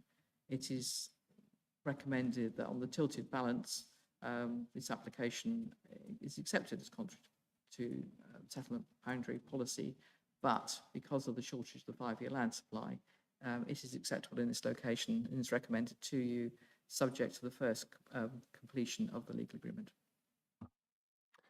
Thank you, Linda. Very comprehensive submission there. I do appreciate that. Going back to the 50% affordable housing, recognise that was a wish of the parish council. That's not policy compliant. But equally, I did make the point the other day, I wouldn't want the applicant to come back at a later date and want to reduce it to from 40% either. The 40% I regard as being sacrosanct. I wouldn't want an FEA to show any different to that. And once again, as has been pointed out already this morning, we're up against this metric of the 5-year housing land supply and how that's calculated, the difference between what approval has been given for and what has been built out, and whether we like it or not. It is the methodology that we're given to work with, regardless. So on that note, I'm going to open this to technical questions then, and we've started already with Councillor Foster. Adrian, please. Thank you. Thank you, Mr. Chair. Some of the questions I have might be long in answer and might be deferred, and some will be quick. The 5-year land supply being the first one I would comment on. You mentioned about the Holt one, and I've had discussions with the chair on this one. That was a totally inappropriate development, and it's really disappointing that the inspector has approved that one. This one obviously is less contentious. But the biggest disappointment for me, from my point of view of the 5-year land supply, it does make this committee inept. Yeah, there are several words you could use to describe it, depending on how rude you want to be. And I don't suppose at this point, and I've argued this point for ages, what strategy has the council got to overcome the 5-year land supply? And we've always come back with the same answer. We don't have one at all, which is a big disappointment. But what I would like to have clarified is we've had it mentioned in the past that we were on 4.68, 4.72, and there was indications when we have questions to special planning and the head of planning here that we were getting nearer to our 5. Yet we now see it's dropped for 4.59, according to the inspector. Is there a reason for that, given that we are getting all these speculative developments being built, which are not in our calculations, and it should be going the other way? You would hope so, but the calculation for like outline planning applications, they don't count towards 5-year land supply until the reserve matters application comes in or actually development commences. And we are still held up with the nutrient neutrality issue around the county, which is putting a hold on our ability to deliver some of the allocated sites, which is a problem. So we are faced with trying to avoid planning by appeal by considering applications such as this one, and this is what the 5-year land supply briefing note that has been presented to you tries to do, is recognising we're between a rock and a hard place, effectively, but rather than end up with, say, that whole decision, which does look, on the face of it, to have been a bit of an interesting decision, trying to work with the development industry to say, well, where there is a site that is technically contrary to policy but is not too bad, should we bring those forward in a planned form rather than say no to everything and have wasting a lot of office time, member time and appeal and ending up with things in the wrong place. So, but the emerging local plan will hopefully address a lot of that, but the local plan is a long process by its very nature, because you have to allow for consultations and going back and revisiting plans, and then we've got to get into the inspectorate cycle of actually getting an inquiry. So we're at the sort of the tail end of our old local plan before we can adopt the new one, and we're in that awkward position of not having a 5-year land supply, which is usually outside of our control in terms of a lot of it at the moment. It's the nutrient. No, I understand that, and I appreciate all the hard work that the officers have been doing since I've been elected in particular, because they have a challenging position to meet, and what you're recommending here is very appropriate. And you've alluded to it there in many ways. And the lack of our 5-year land supply to some extent is due to the fact that we are 3 years behind with our new core policy replacement. And also we've had strategic planning meetings cancelled on a frequent basis in the last year or so. And it's been alluded to me that is because we have a shortage of officers to actually process the applications to bring forward to this committee, which also suggests that that's the reason, one of the reasons why local plan, which used to be called the core plan, is 3 years late. And therefore, it would intimate that we don't have a 5-year land supply, we don't have a policy, we don't have a strategy, purely and simply because we don't have enough staff to make that happen. There is a shortage of planning staff across the country. Yeah. It is not unique to Wiltshire. I'm The aware. government putting funding in place to actually try and prevent, say that there's a shortage of qualified planning staff across the country. It's not unique to Wiltshire. No. And there is a funding stream coming out of government at the moment to try and improve that situation. But a lot of the staff are just not there. And spatial planners are probably the greatest shortage because it's a very specialist job. Yes, and in the meantime, we have to deal with applications because they keep coming in, and we can't say it's because we haven't got the officers that we can't deal with them. I don't think that wears with the inspectorate, I'm afraid. You have my full sympathy on that, and I am aware of the national problem. It's a lack of forward thinking on behalf of many bodies, yes, on that part.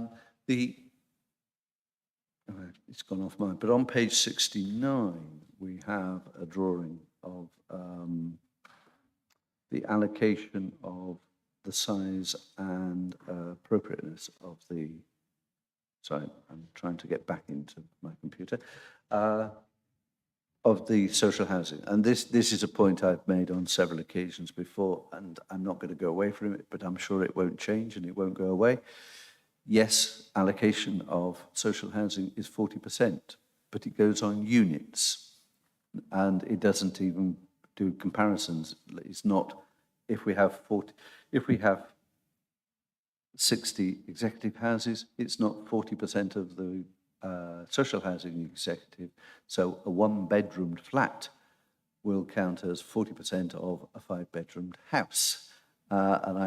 That's where this disproportion is an illusion in many ways from that point of view, because the whole site will probably only house about 15 or 20% of the number of people in the social housing compared to the, if they're fully occupied, that is.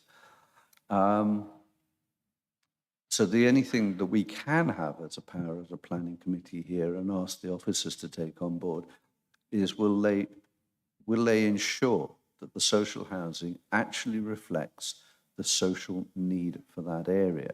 And it being a rural area, it is more likely that there is a greater need for larger accommodation for larger families than there is in some of the urban areas. And of course, this is not allocating, it's only allocating 2 3-bedroom houses, yet it's allocating 6 it's only allocating 2 3-bedroom and 6 2-bedrooms and 2 1-bedrooms. That to me seems an inappropriate mix of housing for a rural area like this and a village which will need an agricultural community. So could you assure us that when it comes to the social housing mix, it will be appropriate for the community needs and not what the developer finds most appropriate to make this an economic unit? The housing mix in terms of proportion of bedroom sizes or housing sizes is agreed by your housing enabling officers. They have already looked at the mix that is proposed and they are satisfied that it is appropriate in this location where there is a need for 2 and 3 bed, mainly 2 and 3 bed units for social housing. And that is the mix that is provided as part of the application. And the 106 normally has a schedule contained within it, ones I've dealt with in the past, that say 40%, but of the following mix. So that is part of the legal agreement. That because, as you say, it's important it's not all just 1-bedroom units, and then you find that nobody wants a 1-bedroom unit. So no, that mix is part of the discussions on the legal agreement. Thank you for that. I'll just come to you in just a minute, Buff. Appreciate your points, Adrian. Well made. Of course, on the 18th of July at the full council, there was an opposition amendment which would have delayed the local plan even further. So whilst accepted this is a lengthy process, at least we're on track with Regulation 19 now, which I think you understand. Appreciate your points there. Councillor Threlfall, Bath, please. Yes, I wanted to just check. This is presumably a large village, and have they got a neighbourhood plan? Has it had any development? They hadn't looked at exception sites, right? It does seem that perhaps they should have been considering that. Thank you. No, just to confirm to the rest of the committee, there's no neighbourhood plan. I think Councillor Britton will probably be able to give you a better answer than this. But I think one was sort of, the concept of one has been lodged, but it hasn't actually progressed.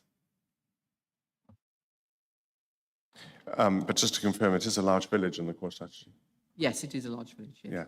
Yeah. Just on the back of that, can I just confirm, just mention just now, the 18th of July council meeting, we had these figures put before us, and I recognise that limited weight has to be put to this as yet. I think the local plan consultation starts on the 27th of September and is likely to run for about 8 weeks from then, between 6 and 8 weeks, probably more likely to be 8. I notice on here that White Parish has, against an initial housing requirement of 46, they still have a residual number of 42. Is that still in place? No, that is correct. As far as I'm aware, yes. So it is a large village without a core strategy with a residual requirement of 42 houses. Okay, thank you. Any more questions, please? Councillor Clark, Ernie, thank you. Thanks, Chairman. Thanks, Chairman. The planning officer quoted at some length the decision by the Holt inspector. Am I not right in saying that an inspector's comments only relate to that one application? It's not like a High Court decision that has any bearing at all on future cases. His thoughts on that application refer only to that application, do they not? They're only his thoughts. Another inspector could have a totally different outtake on what his or her opinion is of our small or not small shortfall on the 5-year land supply. It's a material consideration, the inspector's comments on your core strategy. The inspectorate are commenting that there is a shortfall in the housing supply. This was a similar appeal in terms of respect relating to development on the edge of a large village, where that inspector felt that the scale and the quantum of development was acceptable. Yes, each application is on its merits, but you have to take into account material considerations, and an inspector's recent pronouncement on your core strategy and your policies that exist is a consideration that members should be aware of. Thanks, Chairman. If I can come back. I hear what you say, but in that case, surely we should be giving every other inspector's comments on our shortfall, because some don't see it as seriously as this gentleman or lady did, do they? It just seems a bit odd that you're quoting one particular case and trying to say to us, well, he's saying we've got a very big shortfall, whereas I'm certain I've read other inspection reports where they've admitted that it's, in their opinion, a relatively small shortfall. I don't want you to answer this. I'm just telling you there's a difference here, and I don't think we should only be given one particular inspector's opinion and then be expected to take that as gospel, particularly as it doesn't have any bearing. As you said, every case has to be considered on its own merits. Thanks, Chairman. Any more questions, please? No? Okay. Well, thank you for your questions. Appreciate that so far. So I'm going to go to our first speaker, please, Ivor Ellis. Objector. Thank you. Thank you, Mr. Chairman. My name is Ivor Ellis. I've lived in White Parish now for well over 40 years. The proposed development of these 25 houses is contrary to the provisions of the current development plan, as it lies outside of the settlement boundary of the village and is of a scale that is not considered suitable for the village. The application is contrary to the provisions of the following Wiltshire Council policies: CP1, CP2, CP23, CP51, CP57, CP60 and CP61. With reference to CP60 and CP61, which covers transport, You should note there is only one bus every 2 hours from the nearest bus stop to the proposed development to travel into either Salisbury or Romsey, the timings of which do not coincide with travel by bus to and from schools. For instance, to catch the bus to either the Trafalgar School at Downton or schools in Salisbury, pupils would have to walk nearly half a mile from the proposed development into the centre of the village. There is no pavement on the side of the road of the development, the south side of the A27, into the centre of the village. Pupils would have to cross the busy A27 to walk along the pavement that runs along the north side of the A27, then cross back again near to the church where the nearest bus stop to Trafalgar School and Salisbury is located, a distance of nearly half a mile. Parents and pupils attending the local village school in White Parish will also have to follow the same route, crossing and recrossing the A27. You will note from your photographs that you had a look at that the road adjacent to the property is a very straight road. The police and neighbourhood speed watch team regularly catch speeding motorists on this section of the A27.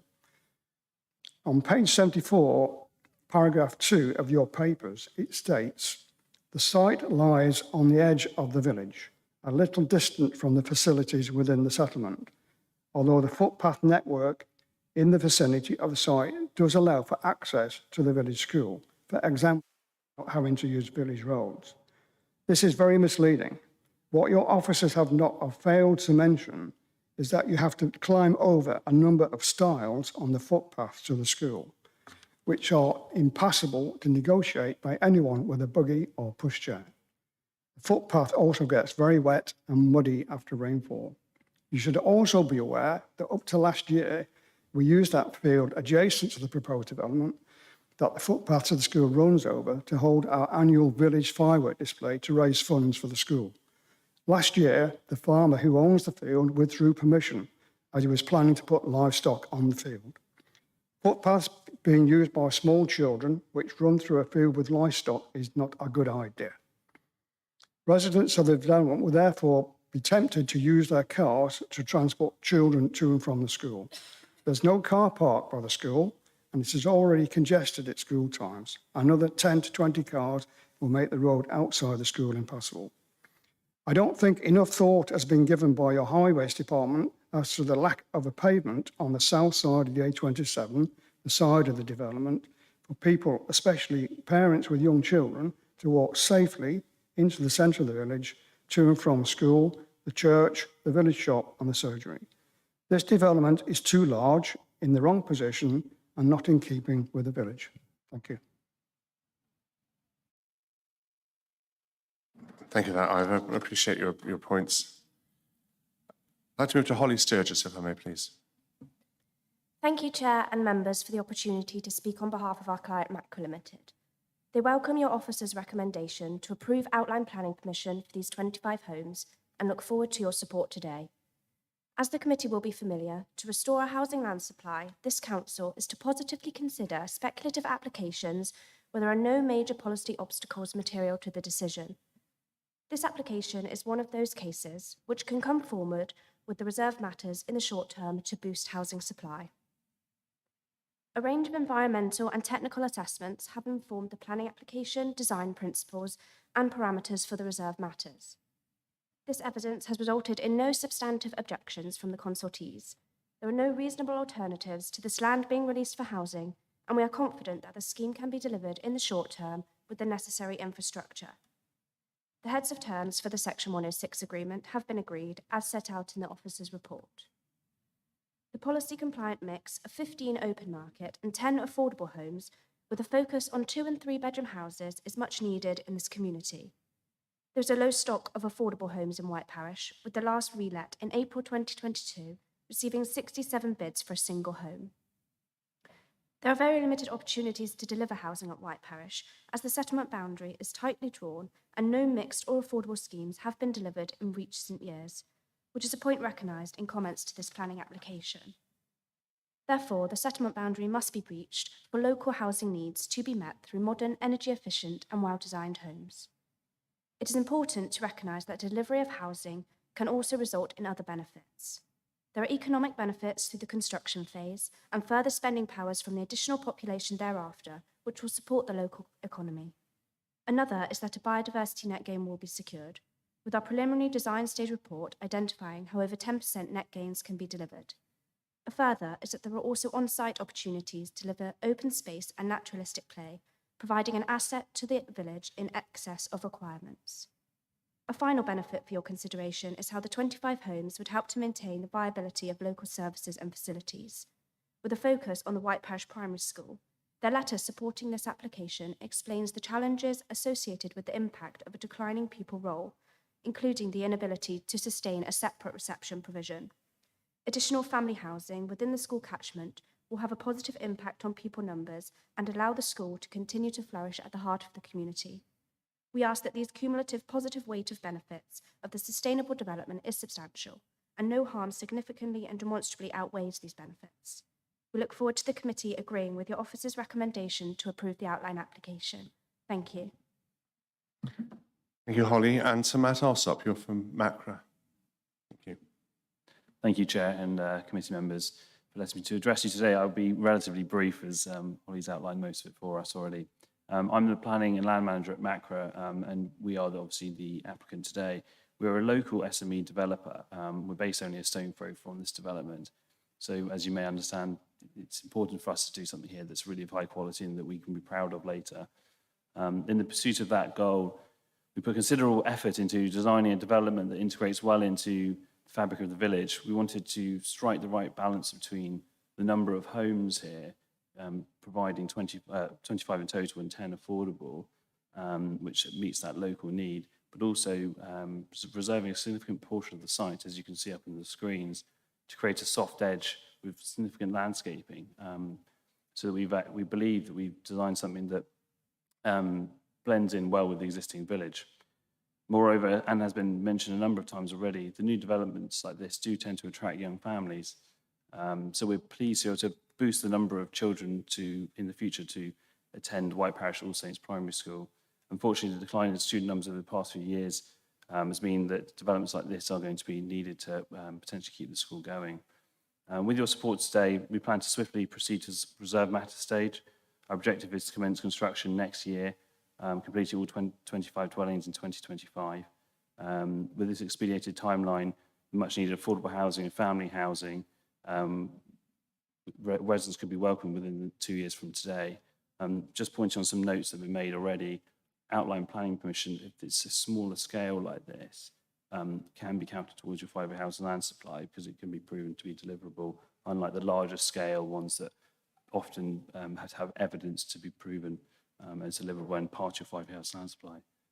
So in closing, I extend my gratitude to you to consideration of our application today, and we eagerly await your decision. Thank you very much. Thank you for that. Appreciate that. So committee members, some strong arguments in both directions. Thank you for that. I now want to move to the debate. Oh, no, sorry. Richard. How could I possibly forget you? Thank you for your patience. I'm used to being ignored, Chairman. Perish the thought. It's good to have you here. Apologies you've had to wait so long. Thank you. Councillor Britton, unitary member. Thank you, Chairman. White Parish is a village in which a development of 25 houses is a really significant issue. And there have been objections, not surprisingly, and Mr. Ellis has clearly described the basis of those objections. It's especially significant to me that we haven't got the parish council, now I know the parish council well, speaking to us today and jumping up and down and generally warning us about going ahead with this development. And their position it raises a somewhat perverse issue in that the committee is asked or is being told, here is an application which is totally contrary to policy, but we want you to approve it. But on the other hand, telling the parish council, no, the provision of 50% affordable housing is counter to policy, so you can't have it. That's a perverse position to take. But nonetheless, the parish council have offered only that single issue as being a basis of their objection. I think I'll just comment a bit about the traffic issues. First of all, if I may, I do speed watch at Meadow Court, which is just below the application site on the opposite side of the road. And I'm always surprised by the low volume of traffic on this A road. I know many more minor roads where I do speed watch, where the volume is much more significant. That is a particularly straight road, and I don't think there's any issues about sight lines or anything else that affect this site.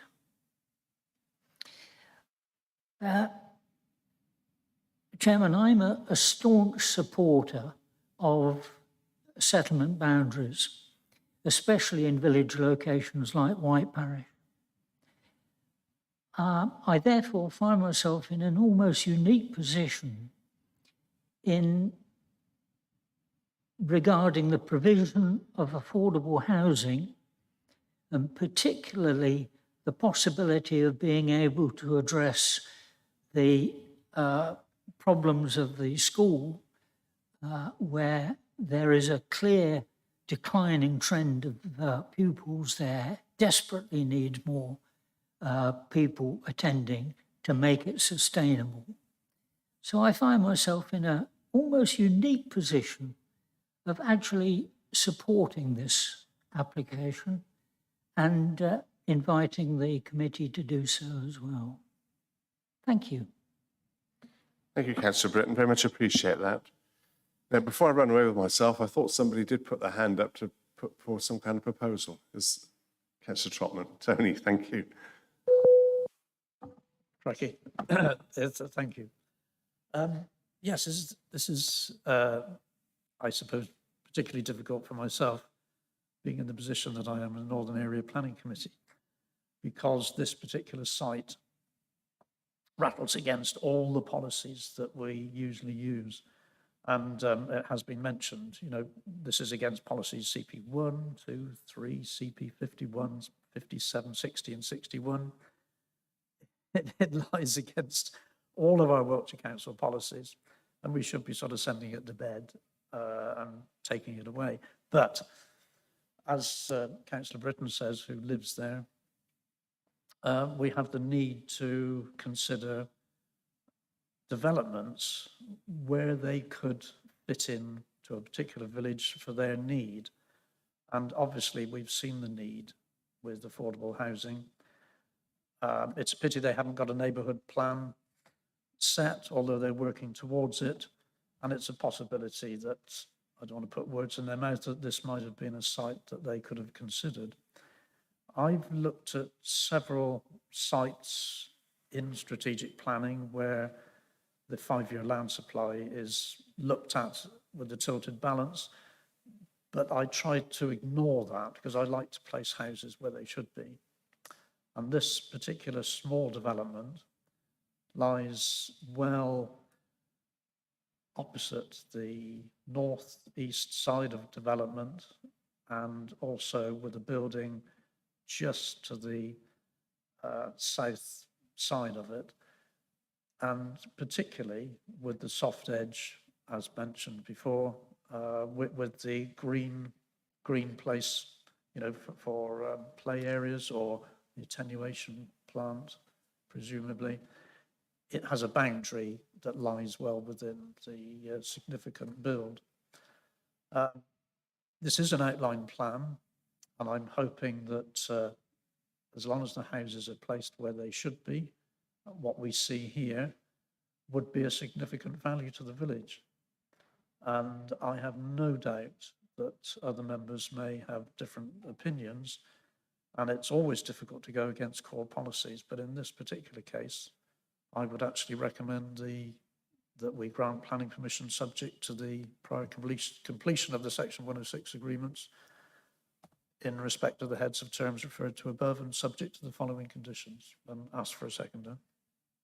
And do I have a seconder, please? Councillor Gibson. Thank you, Sarah. Did you want to speak? Yes, I'm very much in the same view as Councillor Trotman in that the lack of a 5-year land supply, or rather the fact that the lack of a 5-year land supply puts us in this position, I think is more appropriate. Whether we have it or not is a number crunching issue. It's the fact that the legislation puts us in this vulnerable position that is bizarre. But not the issue here. But I'm very supportive of applications that come forward by small SME developers because they are so much more deliverable and because local developers have a vested interest. We see across the county much higher levels of development and much better development. So given that the 5-year land supply apart, I think this is a clearly good, sensible development in the right area. And so I'd be really pleased to support it. Thank you. Any more remarks? Councillor Threlfall, Bath. Yes, I concur with everything that's being said by fellow councillors. And I do see that there are issues at the moment. There always are with roads and pedestrians and things. But the footpath leads directly from this development, proposed development, to this, actually to the school. I accept that it's got stiles at the moment, but they can be replaced by gates, by the footpath group, and the council will help, I'm sure. I think that there are many advantages to this site, and had, as Councillor Trotman sort of suggested, that had there been a neighbourhood plan, and it appears that the parish council has identified that there is a need for affordable housing, possibly for a rural exception site, that this might well have been a site that would have been chosen had they got to that stage. And while it's a new draft local plan suggests that rural exception sites should be up to only 20 houses, and this one is 20, it also specifies or 5% of the size of the village, and this is only just over 3% of the number of houses that are already in the village. So it's about in line. I sort of feel that it's not just that the 5-year housing land supply is against refusal. It is also that this has got some real benefits to it, while we hate to go against our core policies. Thank you for that. Did anybody else want to come back on that? Councillor Clark, Rennie. Thanks, Chairman. I was going to try and sit here and keep quiet, but I can't. The planning officer mentioned planning by appeal. Well, with respect, that's about what this council is left with, isn't it? Because as I've said before, what we're in is planning anarchy here. Basically, anybody can apply for anything, anywhere. And all we're told as a committee is, oh, we haven't got the 5-year land supply. If you refuse it, it's going to appeal, i.e. let it go through. But we're turning into a committee that is going to make decisions on solar farms and traveller sites. Other than that, we're going to be told, oh, let it through. I've listened to what's been said, and I fully agree with the thing about settlement boundaries and going outside our policies. And perhaps talking against myself, when I looked at this, I thought, oh, well, it fits in at the side of the village. It's got some stuff on it. And I can actually see the benefits to this one.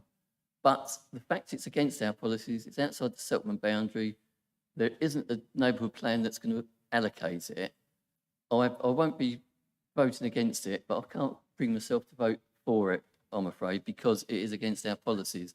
And I know it's a waste of time, but really our spatial planning people need to get this 5-year land supply sorted out, or we need to hope that the government gets the legislation through that as our local plan moves towards sort of the examination stage, that it falls down to a 4-year land supply.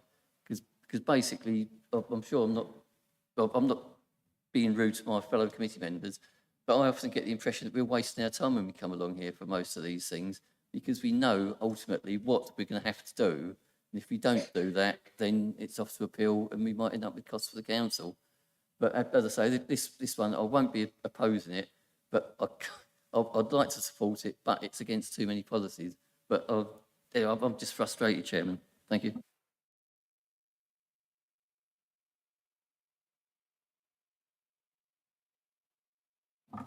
Right, I'm there. Yeah, I can feel your pain, Ernie, because I'm in exactly the same position. You read through the notes, you look where it is, it's outside the boundary. People aren't going to use that footpath to go to school. You can imagine it in the middle of winter, it's dark, there could be animals in the fields. They're not going to use that. They're going to look at alternatives. And the alternatives, unfortunately, because of the position of the school, is they're going to be taken to school by car. We know that. They're not going to walk it, because I don't think there is.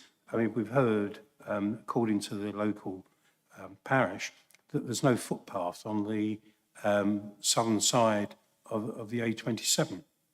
I know there's going to be a footpath from the development, but that won't go as far as I can see, and I'll stand to be corrected. They won't link up to an existing footpath. So, you know, we are looking at a development outside the boundary in breach of several of our core policies. And moreover, to me, it's almost like an invitation to further extend development creep further down the A27. Ribbon development does happen, we know that. And coming from the Salisbury area, you only have to look down the 345 to see that exactly the same happening, and threats of further development being considered.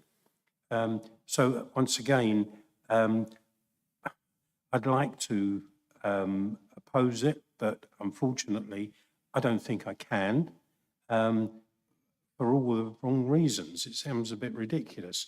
And I think that we come along to these meetings, as Councillor Clark said, to have a debate about issues and find ourselves being hamstrung, is that the term? To actually agree to this because of the 5-year land supply. I'll shut up at that point. I'm bound to agree, and I think this is what Councillor Britton was pointing out as well, the sort of dichotomy of this whole situation. I've always been very anxious, sitting in the chair here, to say, make sure that when you leave this chamber, you can leave the chamber having been proud of the decision that you've made. And I want us to be able to look at planning applications in the future and be proud of the applications that we put through. And time again, we've been clobbered over the head with this, what I believe is a somewhat iniquitous 5-year housing land supply network, which I don't like at all. And we're up against it, of course, again here. If it wasn't for the fact that there was identifiable community benefit, and that we've got a small developer here who I think is probably going to be easier to work with than a large one, I'd probably vote against it or abstain, but I think on balance, I'm going to have to be voting for it myself, because I think possibly even against the CPs, which are against this, the identifiable community benefits weigh in favour of it. So I should be voting for it. Any other remarks, please, from the committee?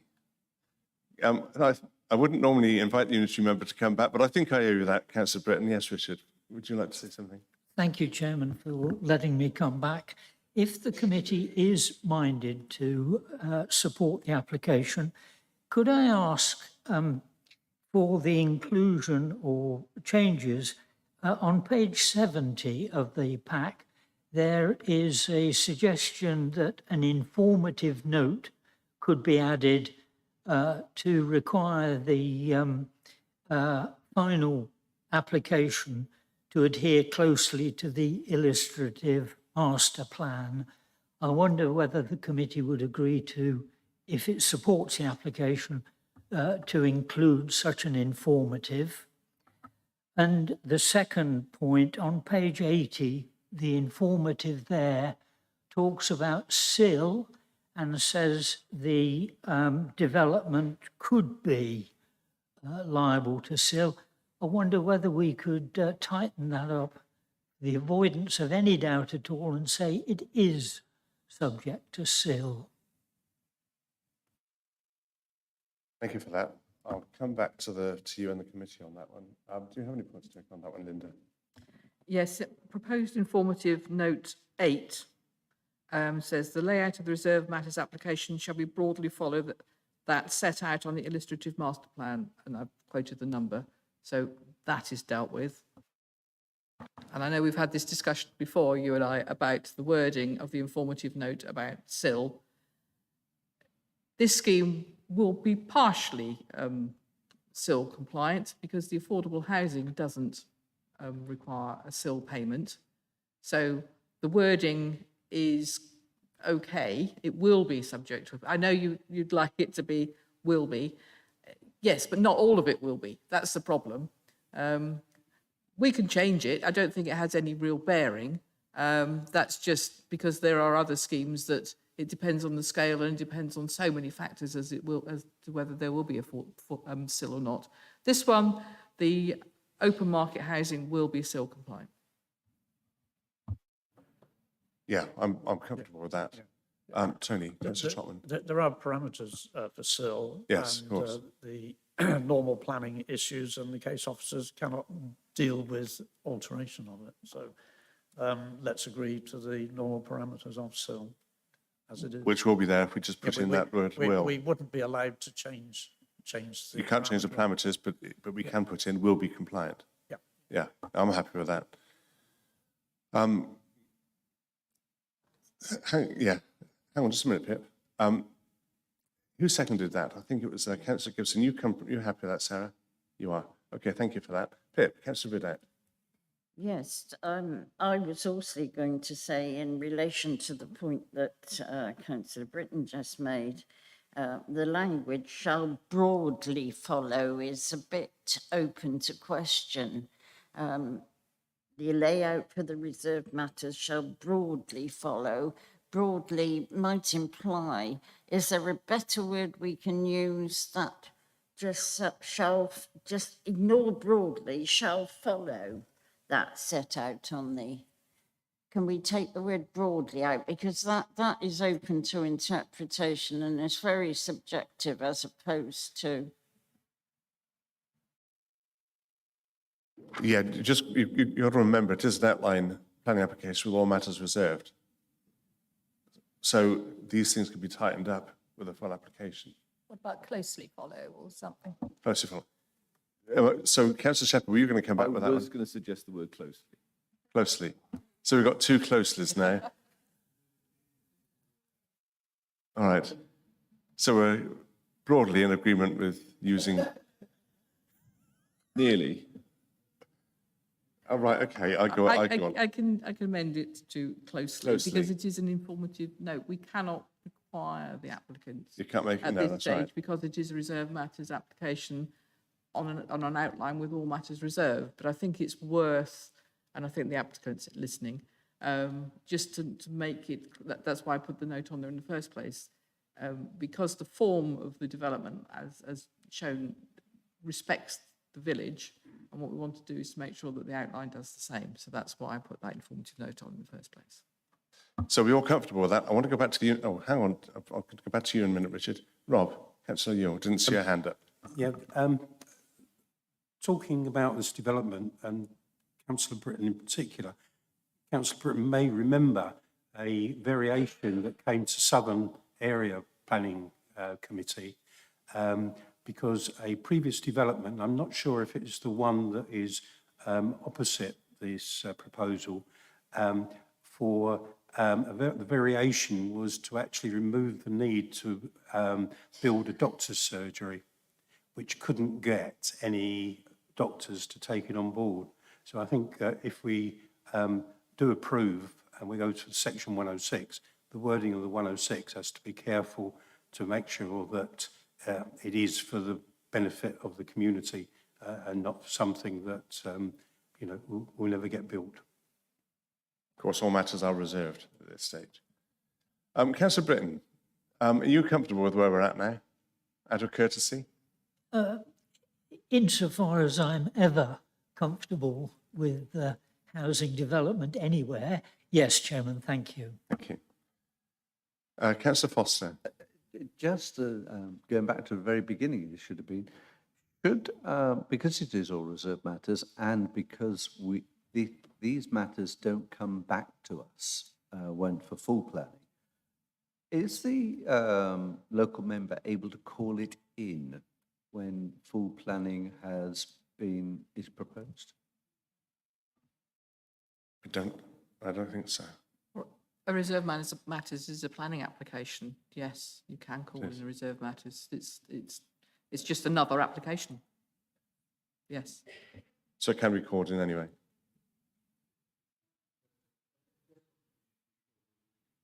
Just wanted to be sure that We did have the we opportunity. as councillors have some say in the final application. Yeah, that's a fair comment.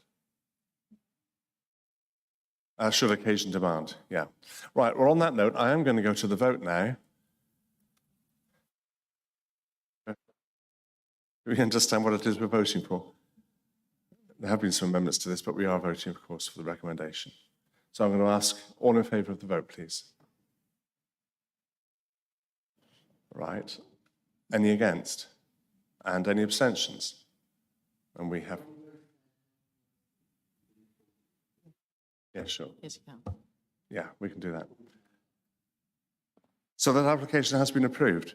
Glad the applicant's here. You know what we've been saying, and we want to see this go forward quickly and in a sensitive and responsible fashion. Thank you all for coming today. Francis, I just wanted to come back. I was aware that you did raise a third point, or it was the second one you raised, actually. You did mention about appeals not coming back to this committee. The appeal generally goes back to the committee at which the case was heard. So they couldn't all come here. We'd end up with 5 lots of appeals potentially. So that's why the appeal you referred to went back to the Chippenham Northern Area Planning Committee and didn't come here. We couldn't have them all. So just wanted to come back, just clarify that question, which I was conscious I didn't answer earlier. Okay, thank you all very much indeed for your attendance. I'd like to thank one member of our legal team is still here. Thank you. But the other one obviously had bit the dust along the way, but it's good to have you still here. Thank you very much indeed, Sarah, for your presence. And thank you, officers, too. Thank you. Much appreciate that. And Tara, once again, for keeping tabs on me as well as she can. Thank you. Safe journeys home. Bye-bye.